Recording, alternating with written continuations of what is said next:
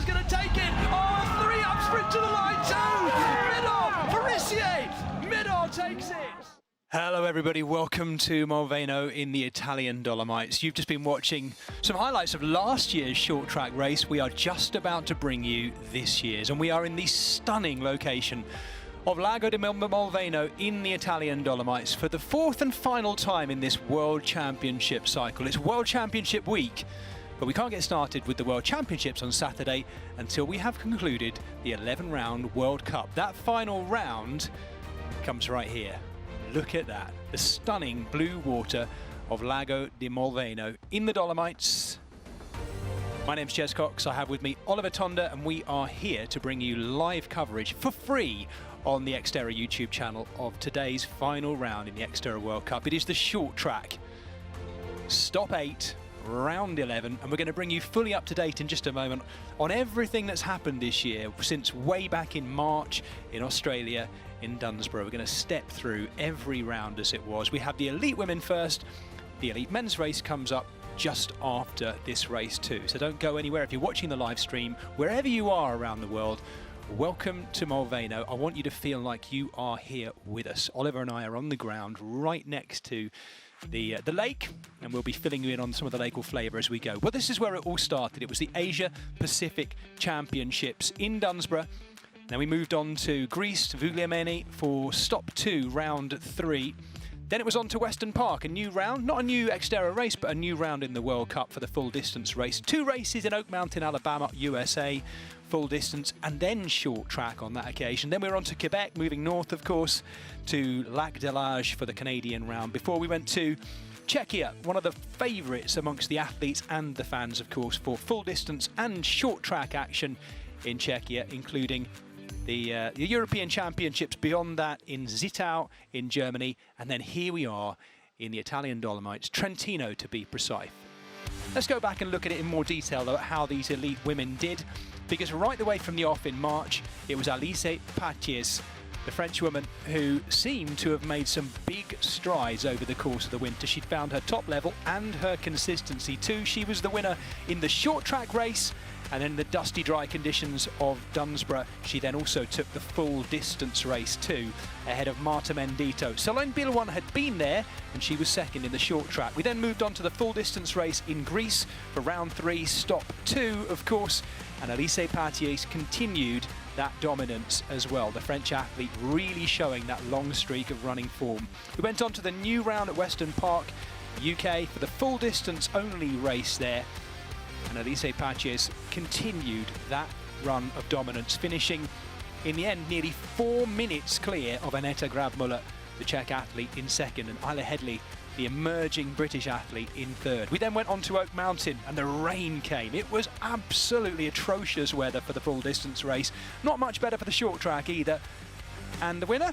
Well, I'll tell you, Alice Patiès, again, the French woman, utterly dominating this year's World Cup up to this stage as well.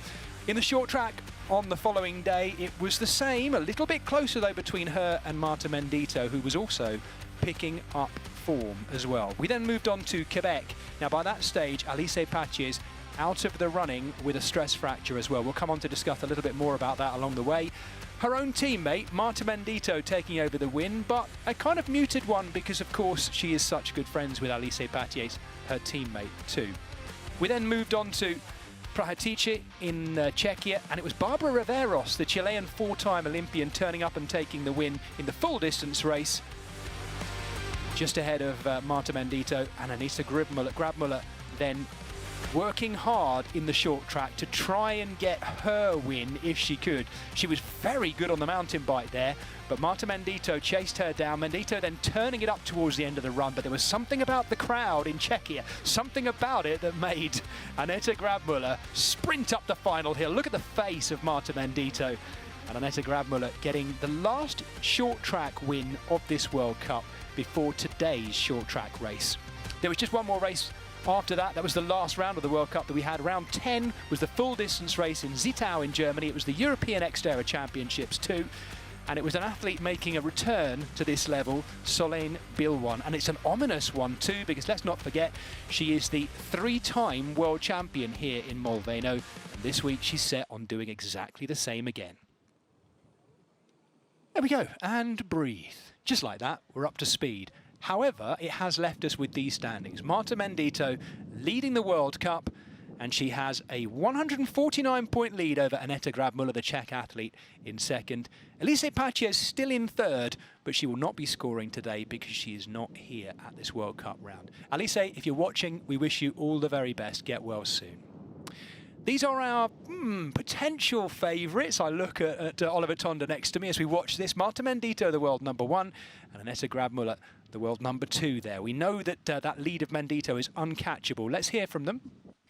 Yeah, it's amazing, and I didn't start the season with the goal of winning the World Cup, but just to do a podium, because I thought that it was already a good goal to have a podium in the World Cup. And it's a bit strange, actually, because it tells Alizé that she had to win the World Cup because she was unbeaten until the last race that she did. So it's like I'm really happy for having won the World Cup, but I'm also a bit sad because I know that this title is of Alizé also. So it's like I'm happy because the World Cup is in the family, on the organic coach, but it's not just mine. It's mine and of Alizé. I really love the short track because there is not much of thinking behind it. You just have to go all out from the start to the finish. No strategy, no tactics, you just go all out, and that's what I love about it. I told Hannah 2 days ago that my main goal is to race healthy. Then I woke up yesterday with a sore throat, so that seems like I'm not gonna manage to do that. But yeah, the main goal is to hold on to the second place. Well, there we have it. Understandably, Marta Mendito, mixed emotions. She's going to win the World Cup today, but it will be, as she said, shared with her teammate. First of all, Oliver, I've not let you speak so far while I've been waffling over things. Welcome to the live feed here as well, mate. It's great to have you alongside me. Cheers, Jess. Great to be here with you. Now, I mentioned earlier, you are my XTERRA Uber Geek. For those of you who aren't aware, Oliver Tonda is the XTERRA Uber Geek. He's got stats coming out of virtually every pore of his body. And Ollie, while we watch this as well, we're going to tell you what, we'll come back to that. Let's have a little look at this course, shall we? This is the short track course, I'll remind people. It's during the full distance race on Saturday. We go right up into the Dolomites proper. For the short track, it's exactly the same course as 1 year ago. You've just seen the swim. The swim itself, just 2 laps, giving us 400 metres.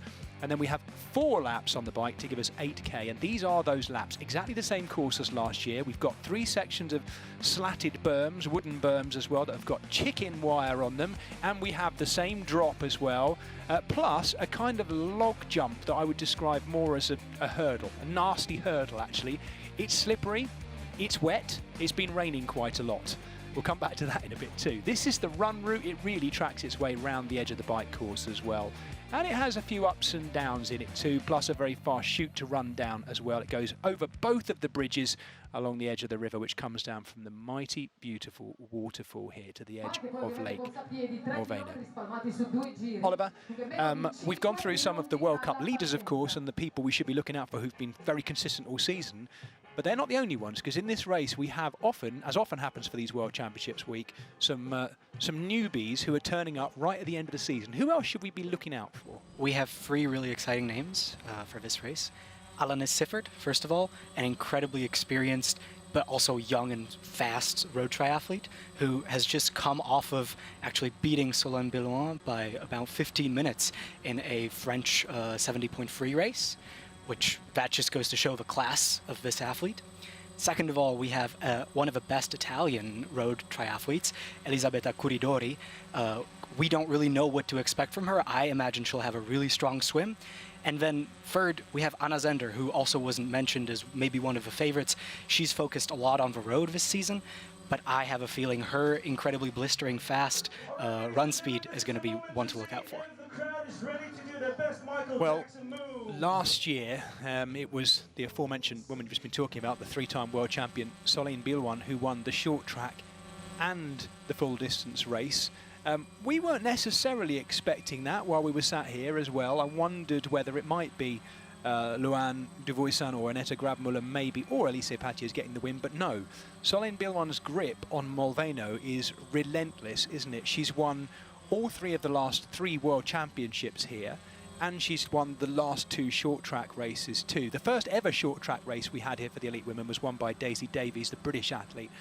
But Solène Bilon's grip on this place as a dominant elite athlete has not relented yet, has it? Exactly. Solène is an incredibly dominant athlete as it is already, but this year the lead up to her season just hasn't been ideal. She's been injured a lot, and so today we're kind of having to do a lot of guesswork as to who's going to win. Last year it was really a much easier decision to make. It was just looking at Solène as one athlete. So we're seeing them line up here in their World Cup leading order. It's different to how it will be done for the World Championships. Here comes Annette Grabmuller. You've chatted to her, Ollie. I didn't give you a kiss when we arrived for commentary this morning, just in case you've caught something from her. How much, I mean, like, between us, she's lining up, these are live pictures. How bad do you think she is, her illness? And do you think she can overcome it today? She looked pretty bad coming in yesterday. I know that she got sick in Milano, couldn't take the rental car back up to Molveno, had to stay overnight in a hotel. But honestly, today at the start line, she looked pretty fresh to me. And I know she really cares about this short track. I'd say more than the long course. This is a conversation we'll probably have a little bit later about who's prioritizing what race. I think some of these athletes might just try to have an easy day today and save some watts, if possible, for the long course. And I think Annette is the opposite of that. She's targeting this. She knows she can get a good result. She knows the short track suits her. Well, we're just watching the World Cup top 10 lining up. Kerry-Anne Epom, the next of them to come through. British athlete, of course. They're a little bit of a sparsity at the moment, the British athletes at the top of the elite sport, and it hasn't always been the way, of course. Kerry-Anne Epom, the highest ranked of those. I believe this is actually Kerry-Anne Epom. The lady shown before was Lorena Ero. Yep. One of the only duos in XTERRA Triathlon is her and Sebi Nif. Yep, Lorena, of course, and Sebi were featured in one of our 5 preview films coming up to these World Championships called Beyond the Finish Line. If you've not seen them, go and watch them on the YouTube XTERRA channel as well, because they're a fantastic insight to these riders, these athletes. And here is the dominant athlete of her era as well. 3-time world champion, out to get her 4th World Championship win in a row if she can on Saturday. But she was also the winner of this short track race 1 year ago as well. Katie Button here, the Canadian athlete. And with number 27, Barbara Riveros, the winner of Czech Republic. Yep. There she came and just completely dusted the entire field. I've never seen somebody run so fresh on such an incredibly difficult run course. She is a 4-time Olympian. Of course, she was 5th in Rio in those Olympic Games in the triathlon as well. And she has off-road pedigree, doesn't she? In a way that some of the other road athletes, and particularly the longer distance road athletes who come to XTERRA, can get a bit of a finding out. Barbara Riveros has everything it takes as well. She is older now. I speak as the appointed old man in this commentary duo, but she is 38 years of age. Certainly, as you say, from the look of that performance in Prahatica in the full distance race, she is not slowing down anytime soon. I just wonder, with her and some of the other non-XTERRA specialists, whether the short track is where you can get found out. That's what I feel. But you've got a different take on that, Ollie, as well, particularly based on the course and how it's running. Yeah, I think this course is just really fast, and compared to a lot of the other XTERRA courses, not particularly technical. I think we'll see a really fast race where group dynamics, drafting, all that's really important. But let's focus in on the start of this race, because we are off. Well, they enter Lake Molveno for the first time. The water temperature is about 17 degrees, which has meant that wetsuits are optional. There is only, we believe, one athlete in this field who's gone without her wetsuit, and that is the American Brittany Schroeder, wearing the number 13. She's the only one without a wetsuit, so we'll look to see how much quicker that makes her through T1. Oliver? I do have some insight on Annette's race strategy here that I can probably disclose now that all the athletes are in the water. I know Annette was really looking forward to helping Isla Headley try to swim away from the field. I know also she's looking at some of these road triathletes, because road triathletes typically swim a little bit better than XTERRA athletes. And so, as we see, there's 3 of them in the lead. But Annette said, since I'm so sick, I'll probably be happy for your feet, just showing the importance of drafting even in off-road triathlon. Yeah, well, Aneta Grabmuller is wearing the pink hat, and she is in the lead as they go to the buoy for the first time. Just to explain a little bit of context around what Oliver is saying there about the road triathletes often being slightly faster swimmers. The reason for that, of course, is that if they're racing Olympic triathlon or they're racing standard distance triathlon, they are going to be racing in a pack. And so getting into that peloton, that pack on the bike is crucial, meaning you've got to be on the leaders when you come out of the swim or as close to it as possible. Drafting is legal in XTERRA and cross triathlon, I should be clear as well, so it means that actually you can make up gaps and jump in between athletes as well, but the drafting is less important than it is on the road, where once you're in a big pack and moving along quickly, you've got a distinct advantage. On a course like this, that's, I still think, relatively technical, not least because it's slippy, there's off-camber sections, and by the way, when we get onto the bike course, I'll just be clear to people, there are what some people call, slightly unfairly, chicken runs, or B-lines around some of the features as well. Right, Oliver, we've got Aneta Grabmuller in the pink hat as well here, and this is the leaders. Isla Headley, it is working then, if that plan is coming to fruition. We've got Isla Headley in the, she in the blue cap there, I think, and Emma De Croo in the middle. That's no great surprise to see the French woman right in the middle, Emma De Croo.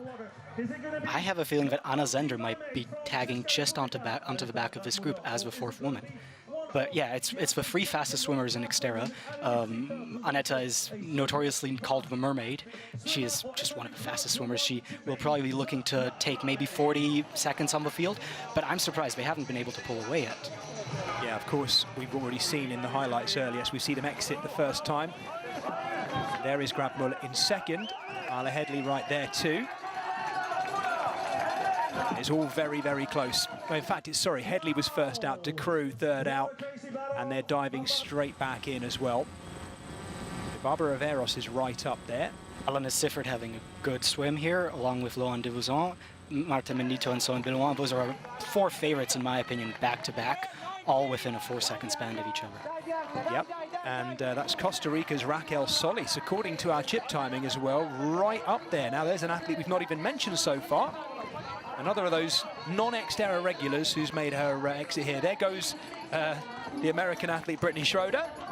Didn't look too cold, but I can tell you, it's not, I mean, Oliver and I are sitting here, we've both got woolly hats on, a couple of extra layers and what have you, and we're in a nice protected commentary point alongside the lake. It's stunningly beautiful, but it is fresh mountain air. Where we're talking to you from right now, where those athletes are swimming right now, is about 750 meters above sea level.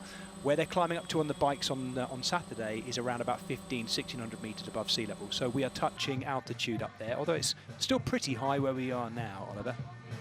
So the first lap is Yeah, the water, I think, has about 17 degrees. I don't know if you mentioned that, Jess. So Yeah. that means, yeah, most of these athletes are going to be, first of all, looking for the advantage of a faster swim thanks to a wetsuit, but also to stay warm.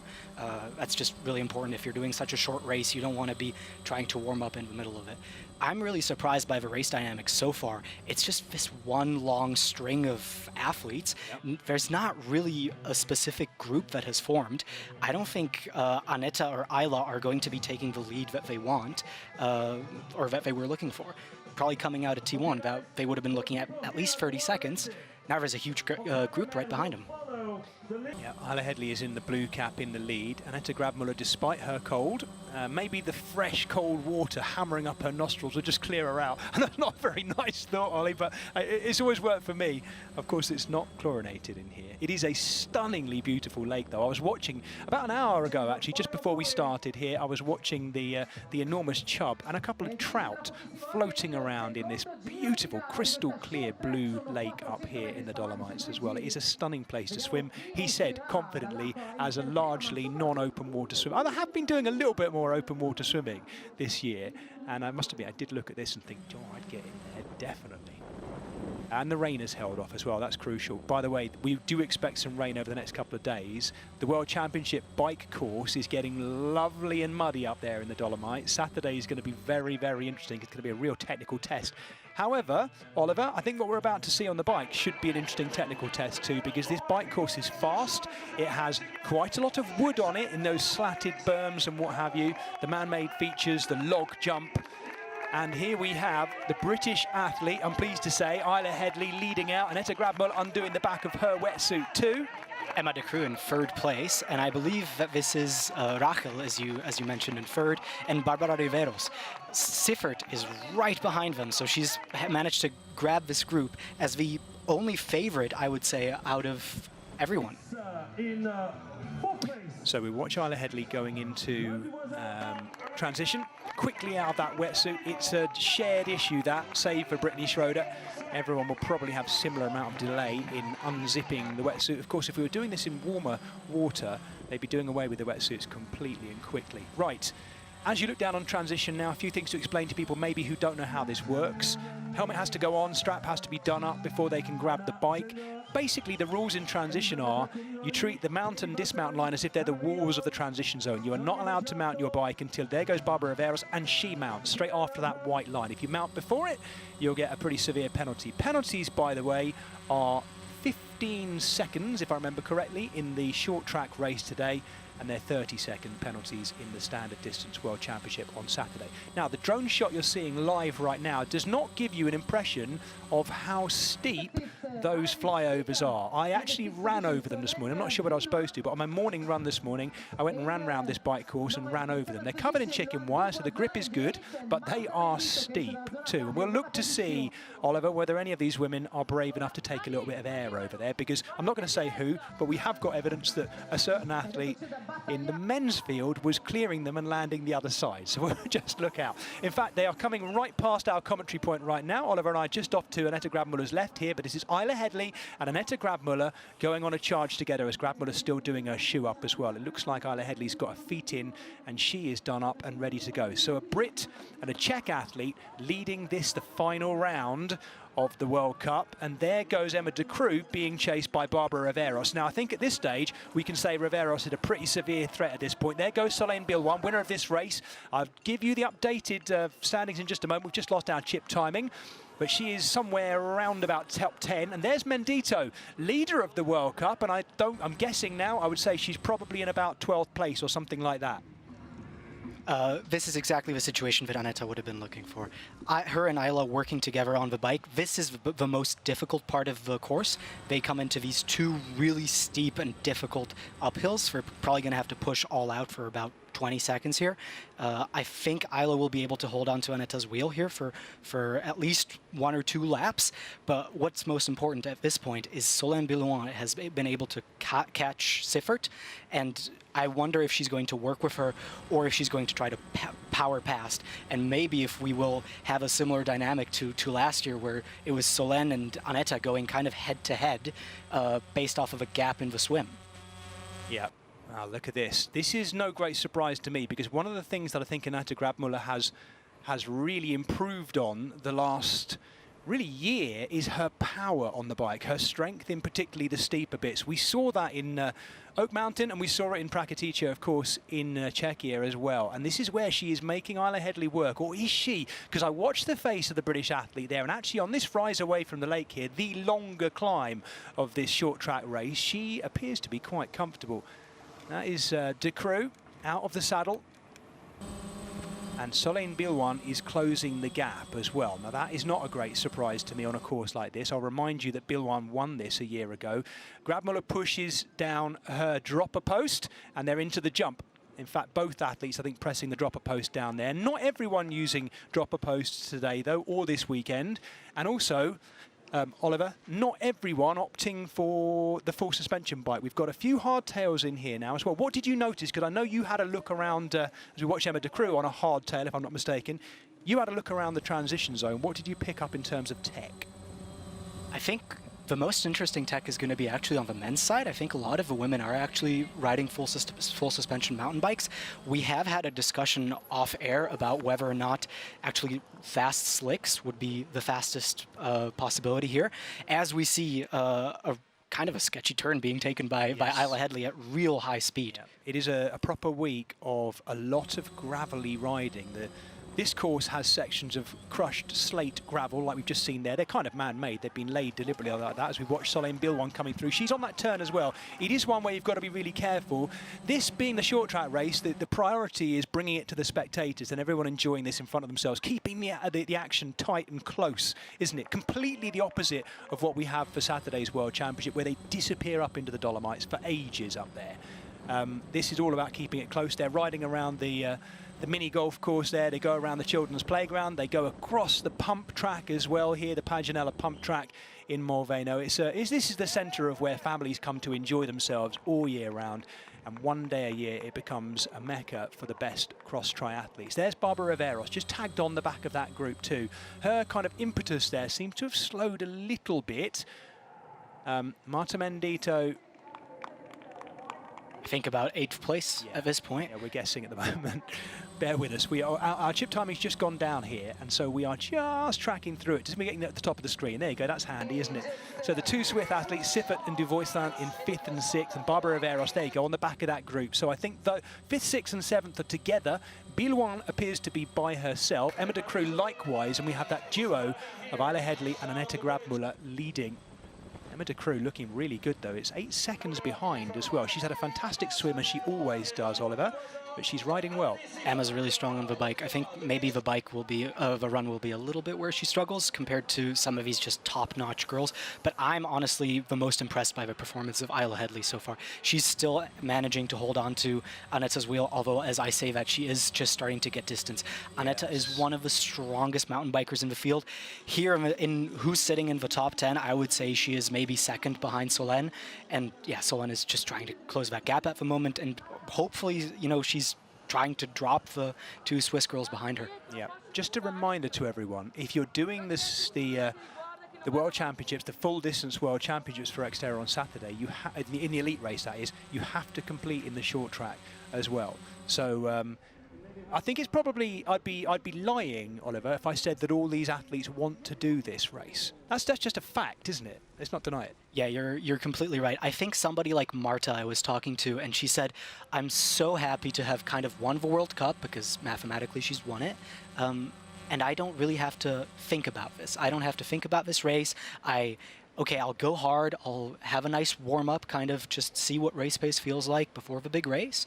But I don't have to feel mentally exhausted going into this race, having to check every single box. She can just be in her rhythm and see how everything feels. So there's that log drop. We're just seeing it there for the first time with Annette Grabmuller leading. Now, I ran over that this morning as well. It looks like nothing in this shot. It's absolutely horrific. You've got to... We were having a conversation with Europe XTERRA manager Doug Hall about this, and he was saying you've got to get your weight back a bit as you hit it. You can't just rely on the suspension either, because there's a bit of a dip into it. When I say log drop, it is basically, I think, about 6 or 7 trees that have been felled and then lashed together. Here comes a formation of an interesting third group here as well, and it's Solène Bilwan who's caught them there as well, and she is coming through. Last year's winner, 3-time world champion in the red skin suit, red tri-suit, I should say, with the white helmet. Loan's whiff on her wheel, though. I'm really surprised that she was able to bridge that gap, and Loan has an unbelievable run on her. We haven't really seen a particularly good run out of Solène this year yet, so I think this is going to be an awesome running battle. We'll see. I don't want to skip too far ahead. I think at this point we still see Annette with an awesome gap. These girls are still looking to close. But yeah, Loan seems to have awesome legs here, and she has ridden herself into this race. Well, we're not seeing any of the athletes taking the B line. You can see the B line there, actually, to the left of the shot here, underneath the XTERRA sign there. You can go around this jump. My goodness me. That was Loen de Voisin landing heavy on the front wheel, and she is on a... No, I thought she was on a lefty fork there. She's not. But the bike compressed underneath her there and just saved that. You can see in that shot over the jump, Ollie, as well. It is...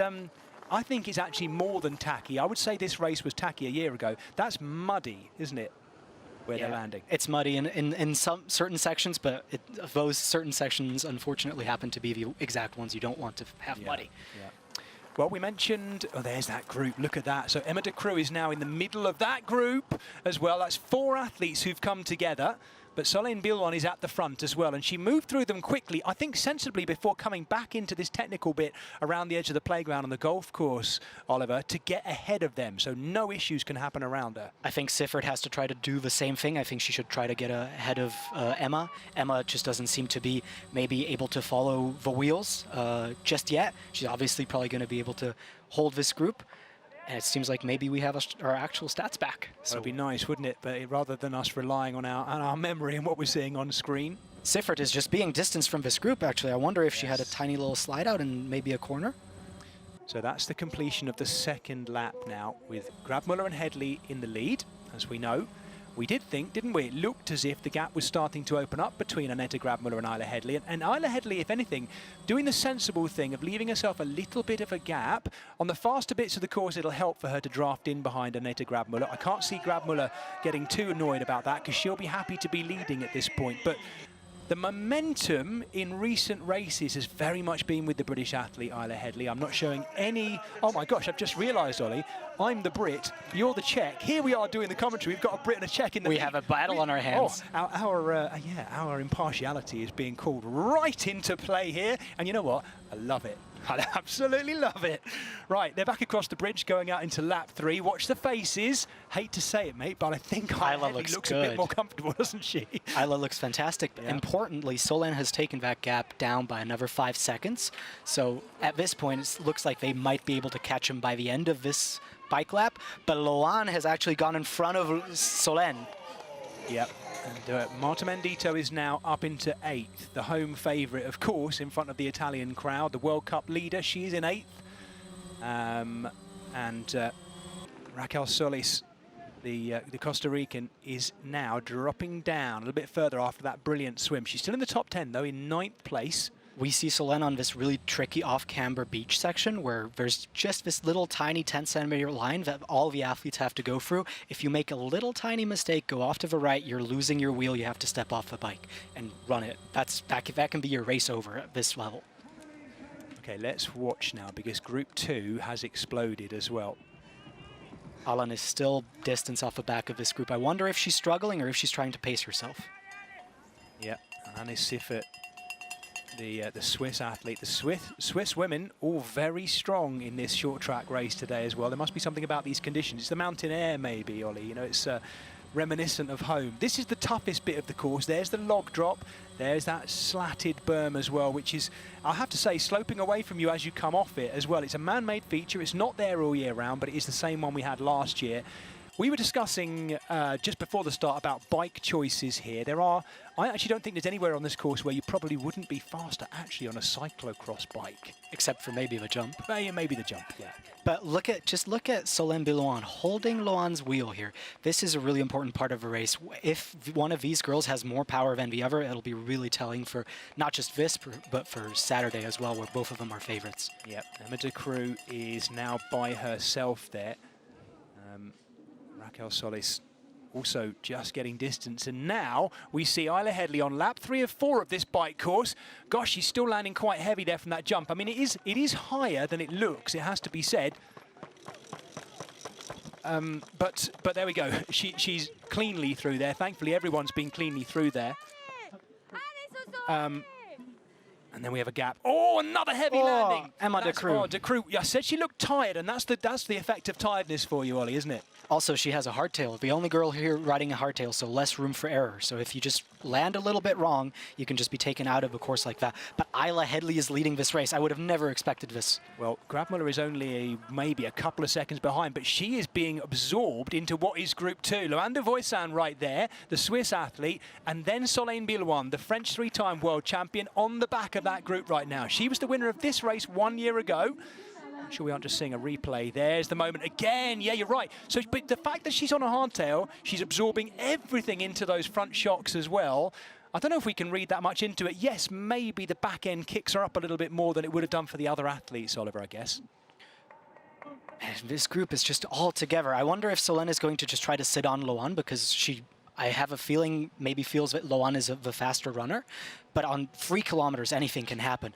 Even somebody like Aneta can just pull out a really good run. And let's not discount Isla Headley.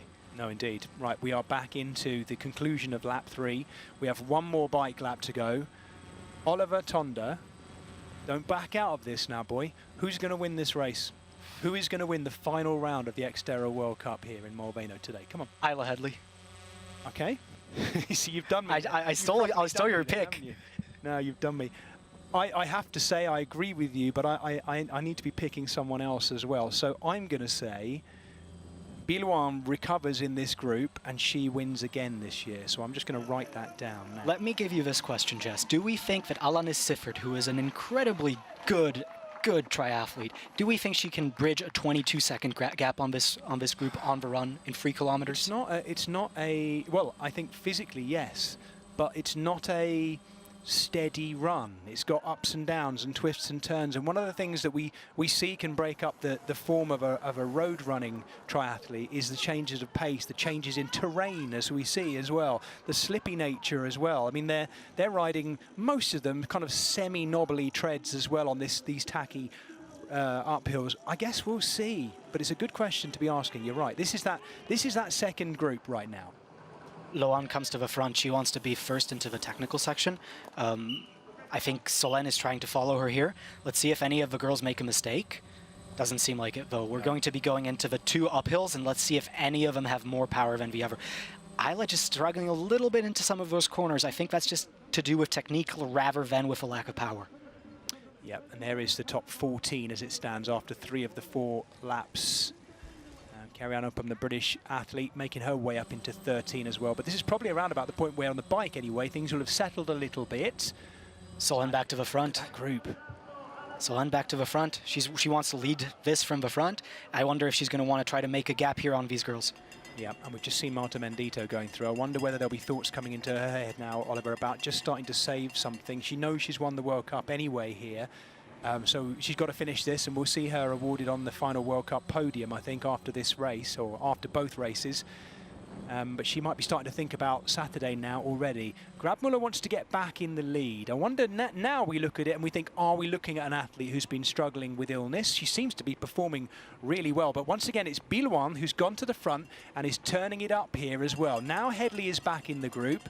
So this is the group of leaders, 4 leaders on this 4th and final lap now. Solène's really pushing here, but nobody's budging. This is really impressive from all of these riders. Let's not forget what Annette Grabmuller did at the last short track race we had, where she beat Marta Mendito in the sprint. Her running and her biking has improved. They're starting to catch some of the back markers even in this elite race as well.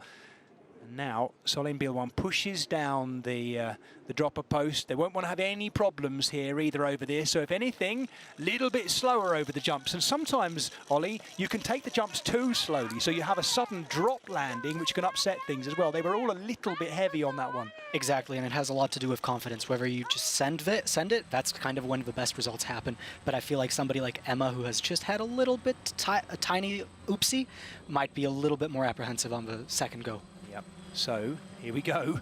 Transitions are always exciting in short track racing, and we have 4 athletes now coming into the lead. It is Solène Bilouan, last year's winner of both the short track and the full distance world championship, here in Molveno, coming in the lead as she's wanted to do. It's not just on the ups and downs where she's wanted to lead. She wants to lead this race overall, doesn't she?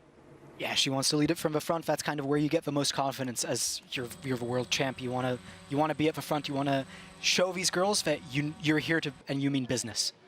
Marta Mendito, we've just seen there, is still inside the top 10 as well. But I do think, as we watch those shots, I said it, Ollie, I think she'll be starting to think about Saturday. I think so too. I think there's some girls behind her that will probably catch her on the run, although Marta has an incredibly fast run.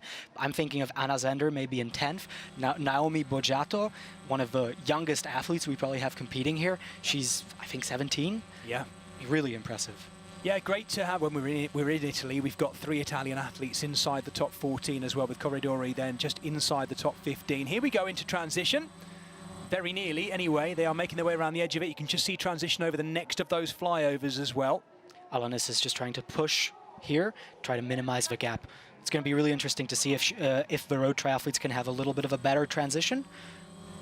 Yep, that was Raquel Solis we've just seen coming in there after that brilliant swim. There you go, dismounting before the line, under the flyover as well.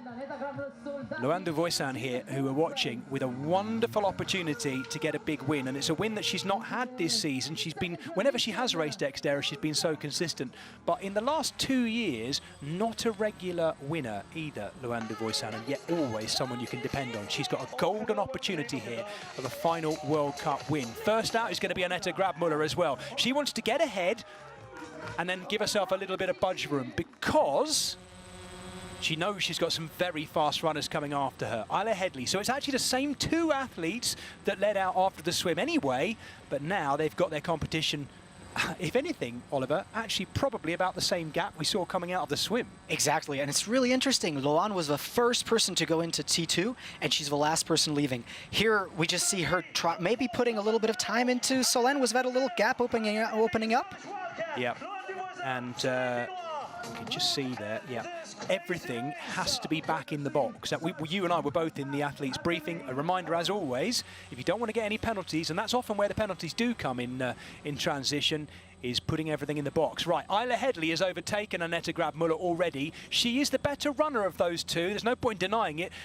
Effectively, I would say, of not being unfair to Annette Grabmuller, your countrywoman here, Oliver, her talents, if you like, her best talents, go in declining order. She's the best swimmer in XTERRA, and her bike is very good, and her run, I guess, is her weakness, but she's a very good, strong runner. So in a really tough up and down terrain, she's strong. Loanda was on into the first place. Wow, there we go. Before they've even come across the bridge. There's the face of Annette Grabmuller, who'd led out. Here comes Solène Bilwan, last year's double winner here in Molveno. Don't rule her out just yet either. Solène still looks strong. I think she's trying to pace herself a little bit, but Loan has just turned the gas on right from the kilometer 0. Wow. Well, I must admit, I didn't see this coming. I would have bet every day of the week Luanda Voisin, the Swiss athlete who's now leading, to be on the podium, but I don't know. I think it's just because she hasn't won that much in XTERRA in recent years as well, and yet she is so good. This is her opportunity here. She has 2 laps of this run course. It's only 1,500 meters to run. They go along the beach and back up, and before you know it, they'll be back alongside transition again. There's Emma de Croo after that issue on the drop as well, after a fantastic swim, as always, by her. Alanis is not even distancing Emma at this point, and Solène is coming past Annette. Let's see if Solène can maybe run herself back into this race. But Isla looks so strong here as well. This is the hardest part of the course. It's a really steep uphill for about 200 meters, and then it goes back to just this really fast course. And there's the transition times as well. Grabmuller so quick through there, much quicker than everyone else, actually. That's quite a decent 16 seconds is just madness. She flew through there. No wonder she was out first. Now watch the form of these athletes as they come over the jump. That's a real telltale sign of how the quads are feeling. It's quite a heavy landing. Luanda Voisin striding out nicely. She's leaning in, picking up leg speed, but actually not as much leg speed down there. I mean, Isla Headley is taller, so it's slightly, it doesn't necessarily give away how well they're running. Isla looks really strong on this course. She's really surprising everybody. I think she's performing to the complete max level. Yeah, I think that's our colleague Chris Bednarek, if I'm not mistaken, running down there with his camera. Watch out for those pictures on social media as well. You can follow all of our XTERRA social media at XTERRA Planet as well, across all the different socials, to find out everything we're doing here during World Championships week in Italy, in Molveno. Hey, Ollie, we've only got 1 more run lap left to go. I did say the short track racing is short and sharp, and boy is it short and sharp. We've done under half an hour of racing. It's incredibly sharp. I think Loan looks so strong here. She spent most of her season actually on the road. She's transitioned away for a little bit from XTERRA, but she still has that class. And on the run, she's just a different animal. We were talking about Solène Bilwan winning in Zittau in Germany. She was faster by 5 minutes on the run. Granted, she didn't go full out on the bike because she had a mechanical, but yeah, she's just probably the fastest runner here. Luanda Voisin was 3rd here 1 year ago, behind Solène Bilwan and the woman we've just seen there, Annette Grabmuller. 2 years ago, 2023, she was 3rd again, indicating what I'm saying. Such a regular podium finisher, but so rarely actually a winner at the highest level of XTERRA in recent years. She was 3rd again there to Solène Bilwan in 2023, and she was 2nd behind Daisy Davies in the first ever short track race. This has been coming. This is her moment for the Swiss athlete. She leads. What has Isla Headley got left to give? And what is Solène Bilwan now thinking as she comes up behind Headley? She'll be able to see Loane de Voisin ahead of her. She is the defending champion of both the short track and the World Championship here, but she is working hard, Ollie. Nobody looks like it's like we're doing it easy anymore at this point. I think Loane is full gas and looks a little bit stronger than all the other girls, but Solène, as I said, was she running herself into this race, or is everybody else's level just a tiny little bit better? I think that graphic is possibly not quite right, because I think Grabmuller is in fourth She's now. in fourth, she yes. was in third, but she is running well. This is a great battle by the Czech athlete here. She was the last winner of a short track race in that brilliant sprint finish that she had with Marta Mendito, of course, in Czechia. But illness has struck her down since she's come here. But that is a valiant battle by the Czech athlete, despite being ill. And we all know what that can be like for you as well. And I believe that Aneta actually has to come fifth to guarantee herself that second place in the World Cup. So she's in the right spot for that at the moment. That won't make this final run lap any easier either. They've got to go along the beach. Our man on the mic, Chun, there gives a high five to Loane de Voisin. She takes it as well, but I wonder what's going through her mind right now. Haven't seen her look back. I would not be surprised if we get onto the beach that she has a little look over her shoulder, or if she doesn't, Oliver, she is locked on for this. She's looking good. When you're running back, you go over that little tiny bridge, just coming close to our commentary booth. That's the best place to see what the size of the gap is. But I think right now the battle to see is Isla versus Solène. Those girls are going to go for second place. I have to say, looking at these shots, I'm delighted the sun has come out. 1 year ago here, it was raining during the short track and it dried out a bit for the full distance World Championship. What a way to invite any of you, maybe who've never seen Molveno before, to this place. If you think it looks beautiful, no, it's even better. Trust me, no matter what it looks like on the screen, it's even better than that. It is stunning. I went out for a run this morning around this lake, all the way around the edge of it, at about 7 o'clock this morning, and I said to myself, no, I just want to get my run done. I've got to stop taking no chance. Every time I got around another corner, I thought, here's my camera, I've got to take a picture of that, even though I did the same thing last year. It is stunning. It's a completely stunning Yeah, location. as is this racing, because look at this. Isla Headley is getting dropped by Solène Bilwan. Solène Bilwan is on the charge here, but is it too late to catch Loane de Voisin? De Voisin is now onto the beach as well. They'll be able to see her right now. So Solène Bilwan now has got a red target, a Swiss red target to chase out front. Can she do it? I actually hope for the sake of Loane de Voisin she doesn't, because she deserves this the way she's raced today. And Solène Bilwan, oh, Grabmuller's looking back too. She knows what you've been saying, I think. She's watching Barbara Riveros, who's now on the charge on the run. We expect to see Barbara Riveros here, probably one of the fastest swimmers of this top 10, runners even, I should say. Yeah, she has such a relaxed run form. Just look at her. Her back is barely moving, and compare it to Aneta. Aneta's having to really work hard. Here we see Loane passing Harriet Haywood, I believe. Hattie's a fantastic racer from the UK as well. Yep, we'll see her again a little bit more, I suspect, during the full distance World Championship on Saturday. All of these athletes will be competing there. And now Loane de Voisin has a chance to look down. She's focused and concentrated, frowning ever so slightly, but just wanting to measure out this descent. Nobody wants to slip here either. Did you notice, Oliver, the kind of shoes being worn here? Because you can see how slippery it is down here. I'm guessing she's in a kind of light tread trail shoe, something like that. Exactly. Most of these girls are running trail shoes because the grass is just so slick. But here, importantly, I think Isla isn't able to close this gap to Solène just yet. It's about 5 or 10 seconds, but we still have about half a kilometer to go, so anything can happen. I have to say, from a British commentator's perspective, Isla Headley, the British athlete, is now starting to look a little bit laboured, possibly slightly more so than Solène Bilwan. She's been hanging on this run. She's a fantastic runner anyway, the youngster, but she is now looking like she's just slowing a little bit. And Riveros is most importantly into 4th place. She has passed Aneta Grabmuller. Oh, there we go. Right, not great for Aneta Grabmuller, but it is a great battle by her, and she's still looking at, what, 5th place, something like that. We are looking, I think, at our World Cup finale winner here in Loane de Voisin. The Swiss athlete has steadily and calmly gone about this race, taking the lead on the run in pretty dominant fashion as well, and looking to extend as well. She has the world champion, the 3-time world champion, chasing her.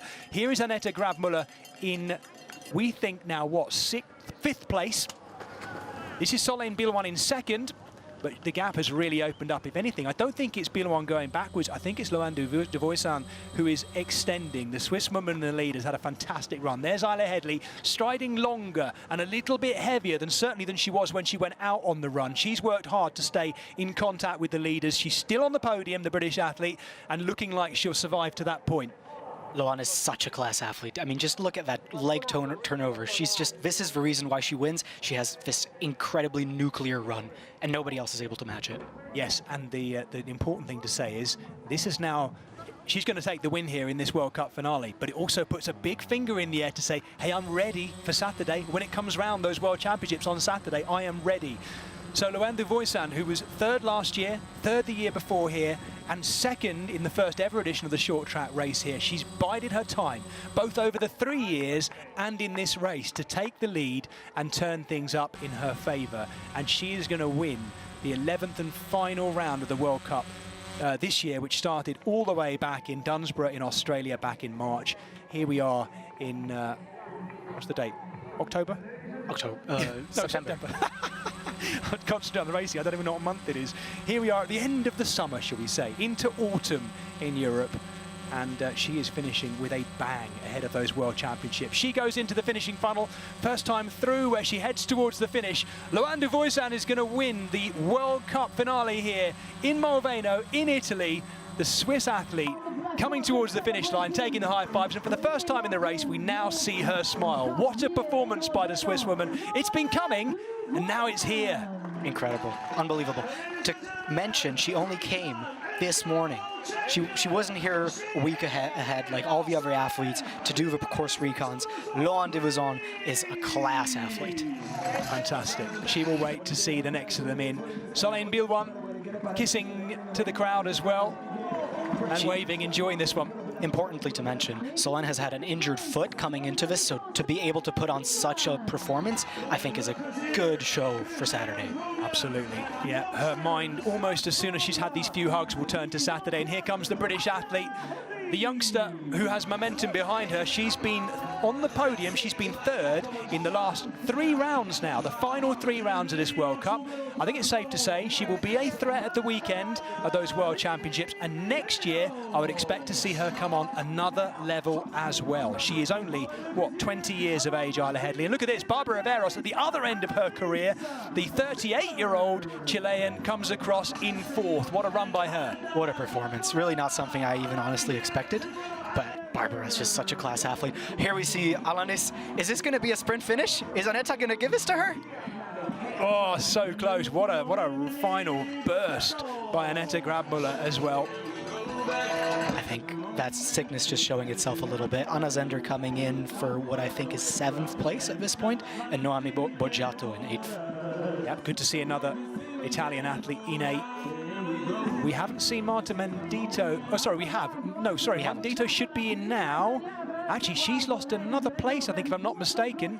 It is Emma de Croo coming in for 9th now. Thank you, Oliver. And Elisabetta Curidori in 10th. Well, she's had a good run, the Italian athlete. Crowd absolutely loving watching her racing as well. That's 3 Italians inside the top 10 there. So the home crowd, it's not entirely home crowd, it's a very multinational crowd watching, but a lot of Italians cheering them as well. Oh, look at that setting. And this is Raquel Solis, the Costa Rican, after a fantastic swim by her. Here comes Marta Mendito, so outside the top 10, but with this run, she wins this year's World Cup. That's the 2025 World Cup winner you see coming in here. We know from her, as she said beforehand, it is one which is marked by a bit of sadness because she knows that Alice Patjes was locked on to win the World Cup this year. But I'm sure for Patjes, it'll be good for her at least, some solace to see her own friend and teammate on top of that podium.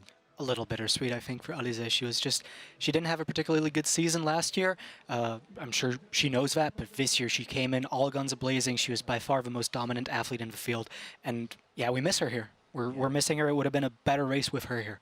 Well, I think even by halfway through the season, I was thinking, and a lot of people were thinking, there's the woman who's going to challenge Solène Bilouan to the World Championship win. And we've been, through injury, we've been robbed of the chance to see that. But it doesn't also undercut the performance of Marta Mendito this season. Right, let's hear with the interviews with the podium finishers. I think we're going to go third to first as well. I'm looking forward to hearing what they've got to say.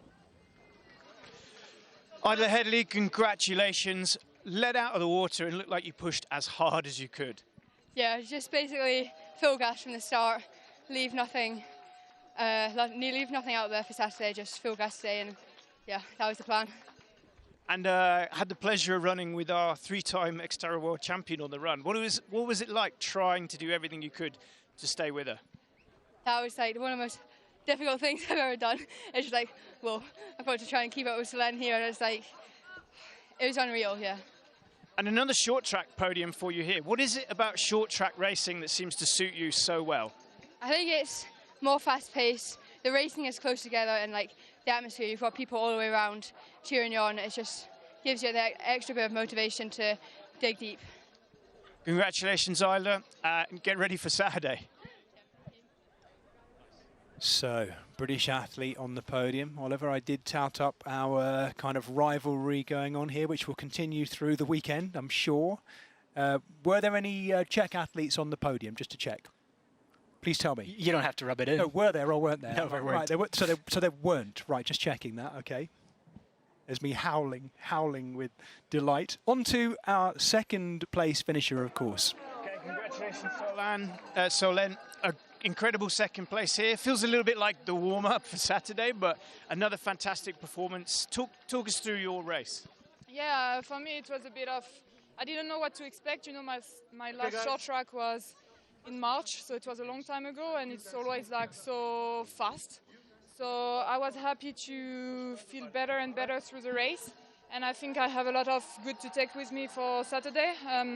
I can already see how the race dynamic went and how the other girls felt. I could analyze a little bit, so I'm happy I did it, and I fought hard, and now I will take that with me for Saturday.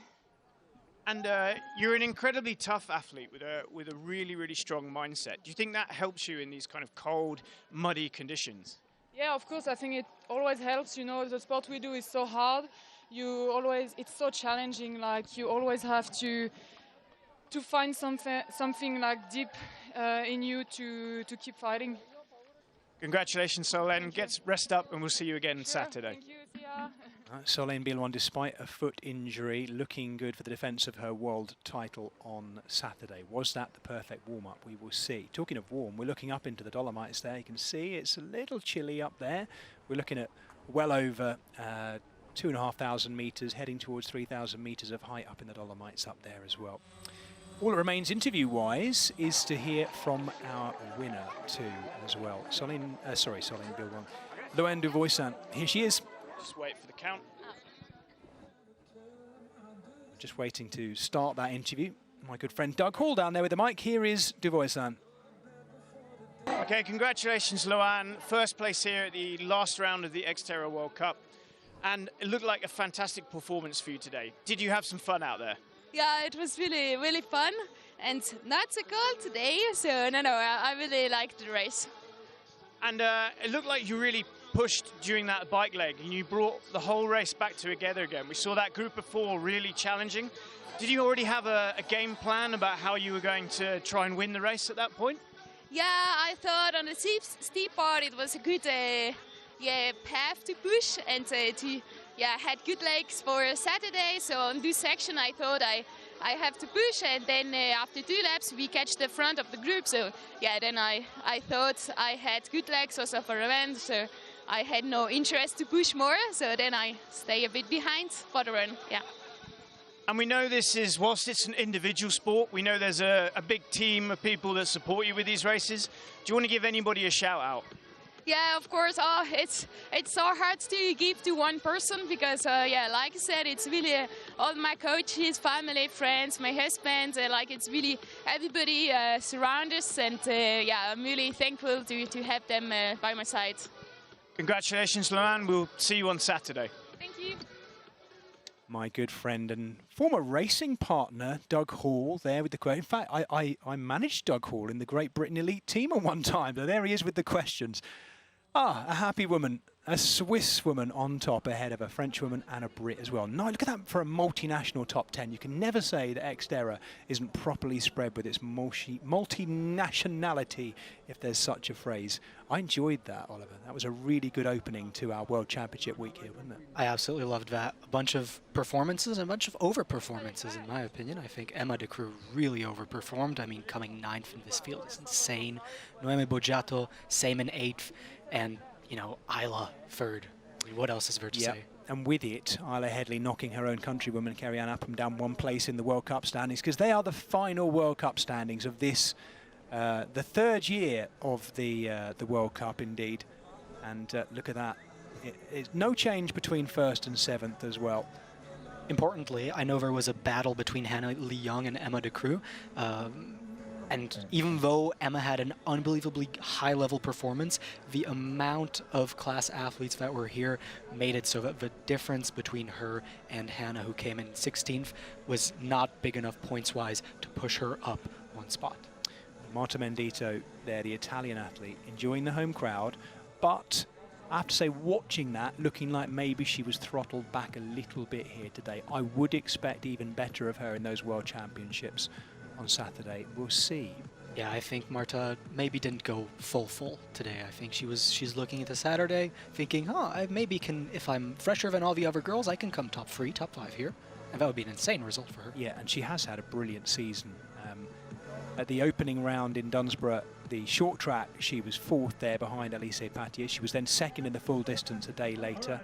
She's rarely outside the top 5. In fact, I don't think she has been outside the top 5. She was in 3rd place in Greece, and then she was 4th in Weston Park, 2nd in the short track at Oak Mountain, USA. So regularly there. Then she was the winner, of course, in Quebec in Canada as well. That was her only win on the World Cup circuit this year, but so consistent. 2nd, as we saw, to Annette Grabmuller in Czechia in the short track race as well. And then 4th at the most recent round, those European Championships in Germany in Zittau.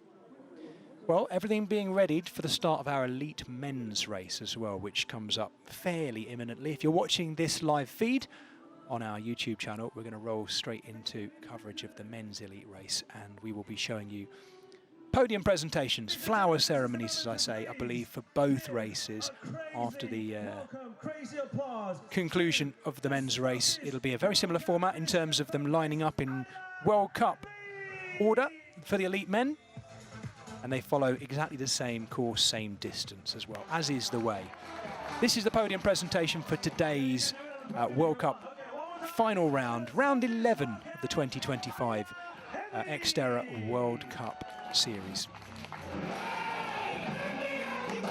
Isla Headley, the British athlete, the up-and-coming star in XTERRA at the moment, the British athlete in 3rd today.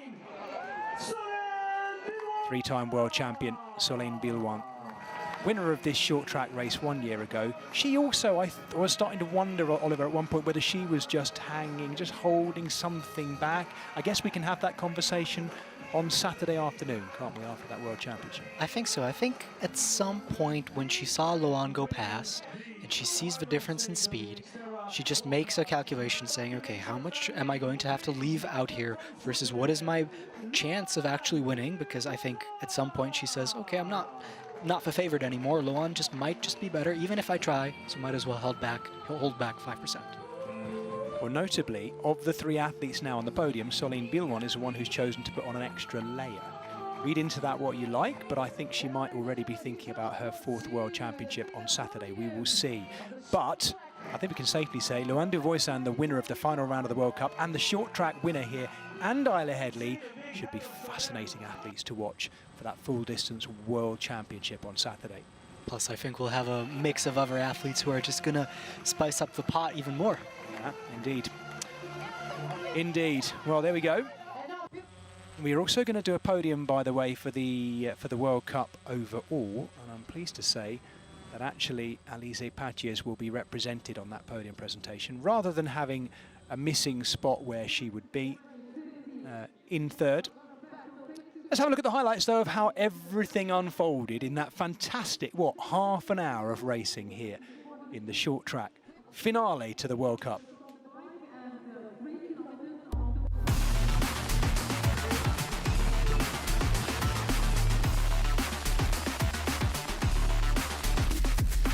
Well, all eyes were on the fastest swimmers as well. Very much on Anette Grabmuller, Emma de Croo, and Isla Headley as well. Fascinating to hear that input as well from my co-commentator Oliver Tonda about that potential teamwork between Isla Headley and Anette Grabmuller. Grabmuller, as we know, who came into this unwell, having fallen ill whilst getting out here with a cold. She still battled extremely well, didn't she, as well? You could just see, actually, Grabmuller in that shot there, starting to slide a little bit on those greasy corners. But coming back into transition, it was Grabmuller who was quickest through there. You could see that Loando Voisin had led in, but Anette Grabmuller with, what was it, about a 14, 15 second transition straight out in lightning form as well. But it wasn't too long before Loando Voisin had worked her way through, overlapping with Isla Headley, and then Headley, just on the second lap of the run, just started to slow quite noticeably as well. Loando Voisin very serious throughout, but a big smile down that finishing straight as well. Fantastic top three. Nicely measured gaps between them. We didn't get the sprint finish I was hoping for. That might well come in the men's race, because we got that in last year's men's race finale, which was one of the best final sprints taken by Sullivan Midart last year. I wonder if we'll get that with the men. We will see. We got a fantastic race, top elite competition in the women's elite race, and we have the men's race coming up in just a moment. Oliver, closing thoughts from the women's race, just for a moment. Well, it's been so many awesome performances. I think most interestingly was that run from Loan. I really didn't expect that. But yeah, I think we have a really good mix coming into the long course. There's going to be a lot of athletes that come there. I think we have 6 or 7 girls who can realistically win this race. Like, really realistically win this race. There's maybe 10 of them who want to get into the top 5. So the level's just so incredibly high. Marta's thinking about it. Everybody's thinking about it. How much can I save today versus how much can I give tomorrow? But we'll see that in the men's race and in the women's race.